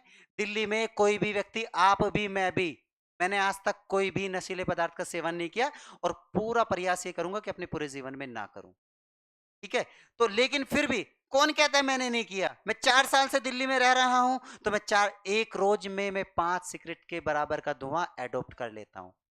हर प्राणी, ये रिपोर्ट है, ये रियल रिपोर्ट है। दिल्ली में रहने वाला प्रत्येक व्यक्ति 5 सिगरेट के बराबर धुआं पी लेता है। तो एक साल में 365 दिन होते हैं, तो 4 साल हो गए, 4 में कितने हो गए? लगभग 300, 300, 600, 700, 7 दूनी 1400, 1450 के आसपास। मैं 4 साल में 1450 सिगरेट पी चुका हूं। तो कोई कहता है कि नहीं, आपका घर किसी फैक्ट्री के पास में और वहां आपको, मतलब वहां आपको कैंसर होने का खतरा है, कुछ भी होने का खतरा है, बाप बोलते नहीं, यहीं रहना, यहीं रहना, यहीं रहना है। नहीं रहना, मैं तो बगावत करो, हम तो बाहर जाएंगे, हमें तो स्वच्छ वातावरण में रहने का अधिकार, हम तो नहीं रहेंगे। तो कहता नाले के पास ही रहना 4 घंटे तक। क्यों रहे नाले के पास भाई? समझ आ रहा है या नहीं? तो स्वच्छ वातावरण और स्वास्थ्य रहने का अधिकार, पर्यावरण में रहने का अधिकार, निजता का अधिकार, ये चीज क्लियर हो गया। और मैं बात कर रहा हूं आश्रय, यानी आपको किसी आश्रय में रहने का अधिकार, और जीविका पर्जन, मतलब अपनी जीविका को खुद से यानी चलाने के लिए क्या करने का अधिकार, ये भी आर्टिकल 21 के अंतर्गत है। और मैं बात कर रहा हूं कि आप पार्क में बैठी हुई हैं, या आप अकेली अपने रूम में बैठी हुई हैं, कोई आता है, तू अकेली क्या कर रही है भाई, चल सबके साथ सो। क्यों सो भाई सबके साथ, मुझे तो नहीं सोना। तो आप अकेले बैठे हो, तो ये आपकी एकांतता का अधिकार है। एकांतता का अधिकार सुप्रीम कोर्ट ने दिया है। यदि कोई व्यक्ति आपको एकांतता में बैठने से रोकता है, अकेले में सोने से रोकता है, अकेले में अपनी थिंक को सोचने से रोकता है, तो आपको करना क्या है? सीधे सुप्रीम कोर्ट की चुनौती दे देनी। बात समझ में आ गई? क्योंकि आपको एकांतता का अधिकार मिला हुआ है। कोई आता है, तू दोपहरी में क्या कर रही भाई? अबे दिन हो रहा, 12 बज रहे, तो मैं बैठूंगी, मेरी मर्जी। तुम कौन होते रोकने वाले मुझे? क्योंकि एकांतता में बैठने का अधिकार ये किसने दिया है? सुप्रीम कोर्ट ने। संचरण करने का, मूव करने का अधिकार, कोई कहता है यहां क्यों बैठी, चल घूम ले, तो प्रेशर से नहीं, संचरण करने का मतलब है आप अपनी मर्जी से भ्रमण कर सकते हैं। कोई आया, कोई अंकल टाइप में आते हैं, अंकल टाइप की परेशानी ज्यादा होती है, क्योंकि उनके जमाने में तो ये हुआ नहीं, उन्हें दर्द होता है हम लोगों को देख के। तो कोई आता है तो बोलते हैं कि पार्क में घूम रही है दोपहर के टाइम, ये घूमने के लिए नहीं है, टहलने के लिए पार्क नहीं है। कोई 2 व्यक्ति पार्क में घूम रहे हैं, तो सबसे पहले अंकल टाइप की यही कमेंट होती है, यदि कोई आपको रोकता है तो सीधा सुप्रीम कोर्ट की चुनौती दो। क्योंकि संचरण करने का अधिकार आपको 21 में मिला है, घूमने का अधिकार 21 में मिला है, एकांतता में अधिकार 21 में मिला है, और त्वरित सुनवाई का अधिकार, यानी जो जज साहब हैं, मैं जज साहब की बात कर रहा हूं, केस पे केस, केस पे केस, तारीख पे तारीख, तारीख पे तारीख, कोई मूवी का डायलॉग है, ये मुझे पता नहीं है। यानी सांस्कृतिक सभ्यता का क्या होगा? सांस्कृतिक सभ्यता जब भी, जब तुम्हें सांस्कृतिक सभ्यता याद आती है जब तुम्हारी बहन पार्क में घूमने जाती है, जब दूसरे की जाती है, जब संस्कृति और सभ्यता तुम्हारी याद नहीं आती। जब तुम्हारी बहन छोटे कपड़े पहनती है तो संस्कृति सभ्यता तुम्हें याद आ जाती है। तुम्हें पत्नी ऐसी चाहिए जो पूरे लिबास में रहे, गर्लफ्रेंड ऐसी चाहिए जो शॉर्ट में रहे, बिकनी में रहे। पता चला संस्कृति सभ्यता? सबको बहन ऐसी चाहिए जो पूरे लिबास में रहे, गर्लफ्रेंड ऐसी चाहिए जो बिकनी के कपड़े में रहे। ये संस्कृति और सभ्यता है। यार कैसी बात करते हो आप लोग? आगे बढ़ो। तो मैं बात कर रहा हूं कि ये फैक्ट है, ये फैक्ट है। तो निजता का अधिकार, स्वच्छता का अधिकार, स्वास्थ्य का अधिकार, पर्यावरण का अधिकार, और जीवन पर का अधिकार, आजीविका का अधिकार, संचरण का अधिकार, एकांतता का अधिकार, ये सारे जो अधिकार हैं सर, बिल्कुल 100% आप सही बोल रहे हैं जी। बहुत बहुत धन्यवाद। मुझे आज पता चला भैया मैं सही पढ़ाता हूँ। मुझे मुझे आज ही पता चला कि मैं सही पढ़ाता हूँ। तो ये सारे अधिकार आपको कहाँ मिले हुए हैं? आर्टिकल 21। और यदि कोई व्यक्ति आपको हथकड़ी लगाता है, हथकड़ी, आपने कोई अपराध कर दिया या आपने कुछ भी नहीं करा, आपने मतलब अपने बाप की या माँ की या भाई की किसी की बात को बगावत कर दिया, और हम लोग क्या करते हैं, हाथ पैर बांध देते हैं, फिर सरकार को दबा देते हैं, दबा के तोड़ते हैं उसको। तो ये हमारे फंडामेंटल राइट का हनन है। यदि वो व्यक्ति अपने बाप या अपने फैमिली, अपने किसी भी व्यक्ति के खिलाफ यदि कोई व्यक्ति आपके हथकड़ी लगाता है, तो वो सुप्रीम कोर्ट जा सकता है, बिकॉज बिना कोर्ट की अनुमति के हथकड़ी लगाने का अधिकार नहीं है। और यदि आपको 24 आवर्स, यदि आपको 24 घंटे से ज्यादा किसी थाने में रखा जाता है, तो ये भी आपके मौलिक अधिकार का हनन है। पुलिस 24 घंटे से ज्यादा कस्टडी में नहीं रख सकती। यदि पुलिस 24 घंटे से ज्यादा कस्टडी में रखती है तो ये आपके फंडामेंटल राइट का हनन है। और पुलिस आपको जबरदस्ती गिरफ्तार नहीं कर सकती। यदि ऐसा करती है तो ये भी आपके फंडामेंटल राइट का हनन है। और यदि आपको पुलिस गिरफ्तार करके ले जाती है तो आपको 24 घंटे के अंदर जिला मजिस्ट्रेट के सामने पेश करना अनिवार्य है, या नायब तहसीलदार के सामने पेश करना अनिवार्य है। ये बात समझ में आ गया? तो 24 घंटे के अंदर उसे पेश करना पड़ेगा और जवाबदेही बनानी पड़ेगी। यदि पुलिस की कस्टडी से कोई व्यक्ति फरार हो जाता है, आर्टिकल 21 के तहत पुलिस को जवाबदेही देनी पड़ेगी कि वो कहां है, क्यों गया, कैसे गया, तुम कहां थे, सो रहे थे, जाग रहे थे, बैठ रहे थे, खा रहे थे, सब चीज की जवाबदेही देनी पड़ेगी। बात क्लियर हो गया? बिल्कुल क्लियर है। तो एक बार प्लीज सर, टाइम हो गया, टाइम हो गया। अच्छा, आप बहुत बहुत धन्यवाद। मन्नू वर्मा जी, आप हाथ जोड़ रहे हैं, मैं दंडवत प्रणाम करता हूं आपको। टाइम हो गया ना? हाँ, तो एक बार मैं 1 मिनट में आपको रिपीट कर देता हूं।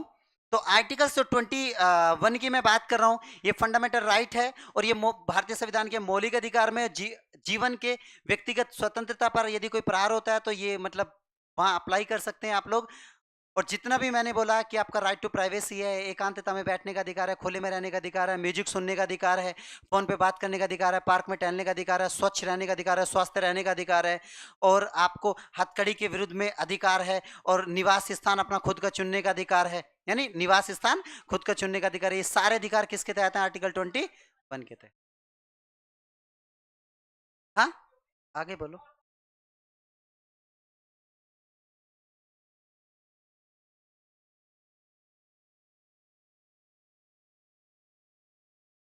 बिल्कुल,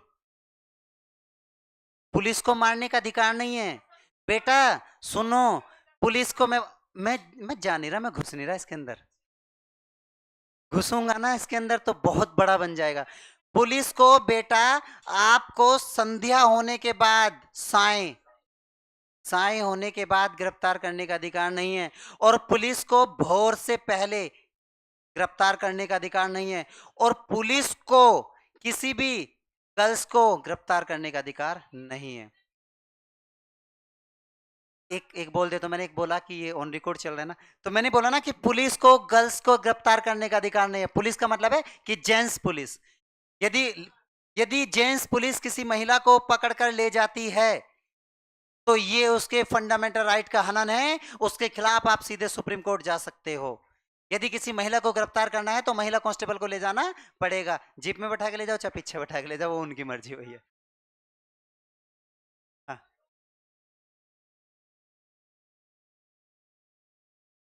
ऑनलाइन में किसी का कोई क्वेश्चन ऑनलाइन में? बोलो बेटा। दो पार्टियों का विवाद हो जाता है, पुलिस आके बदतमीजी कर देती है, उस टाइम पकड़ के ले जाती है, उसके खिलाफ में आप चुनौती दे सकते हैं, सुप्रीम कोर्ट जा सकते हैं। बट बेटा एविडेंस होना चाहिए आपके पास में। क्या होना चाहिए? एविडेंस। एविडेंस का मतलब है कोई आपके सीडीआर होनी चाहिए, कोई वीडियो क्लिप होनी चाहिए। समझ गए ना? क्योंकि कागजों से चलता है जमाना, बातों से नहीं चलता। और बोलो। हाँ बोलो ना।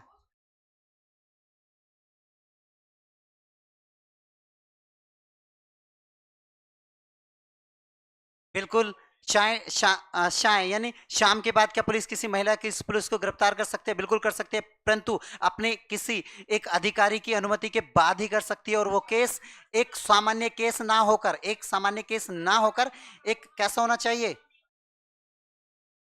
और बोल, और बोल। बेटा आपने कहा कि पड़ोस की लड़ाई सामान्य होती है। आप यदि आपका भाई किसी पड़ोस की लड़की को पकड़कर कूट देता है और उसको अभद्र टिप्पणी करता है, बेटा ये सामान्य नहीं है। हाँ, तो ऐसे ही तो बोल रहा हूँ कि पड़ोस की यदि कंडीशन क्या है, यदि पड़ोस की बिल्कुल सामान्य लड़ाई है, नाली के ऊपर है, तू मैं वाली बात है, इस कंडीशन में बिल्कुल नहीं ले जा सकती, बिल्कुल भी। और यदि किसी के चरित्र का हनन हो रहा है तो फिर है। बिल्कुल बिल्कुल। कौन कह रहा नहीं है? जब तुम सही नहीं बताओगे तो क्यों नहीं पिटोगे? पिटोगे भाई। कोई क्वेश्चंस बेटा?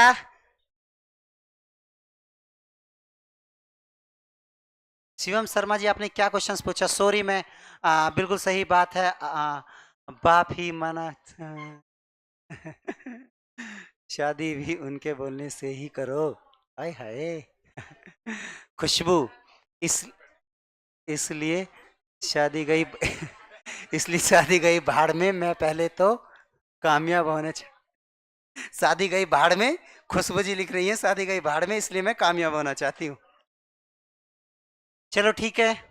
ओके बाय बेटा। कोई क्वेश्चंस? बेटा 16 का जो 4 है, 16 का सब क्लोज जो 4 है, आप इसको पूछ रहे हैं लोक नियोजन में अवसर की समानता का अधिकार, अर्थात आप लोगों को जो आरक्षण मतलब आप लोगों को जो फॉर्म अप्लाई करने का अधिकार होता है वो इसके अकॉर्डिंग होता है।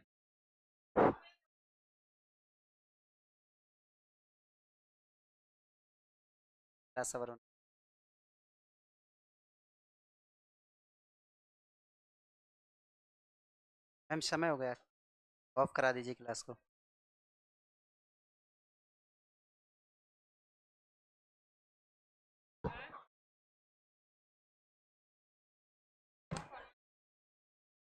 बेटा कोई क्वेश्चंस हो आपका बता दो, कोई क्वेश्चंस? अच्छा चाय पी रहे हो आप लोग, बहुत बहुत धन्यवाद आपका। Okay sir, thank you thank you thank you, आप सब लोगों का बहुत बहुत धन्यवाद, तहे दिल से आप लोगों का शुक्रिया। बेटा बोलो।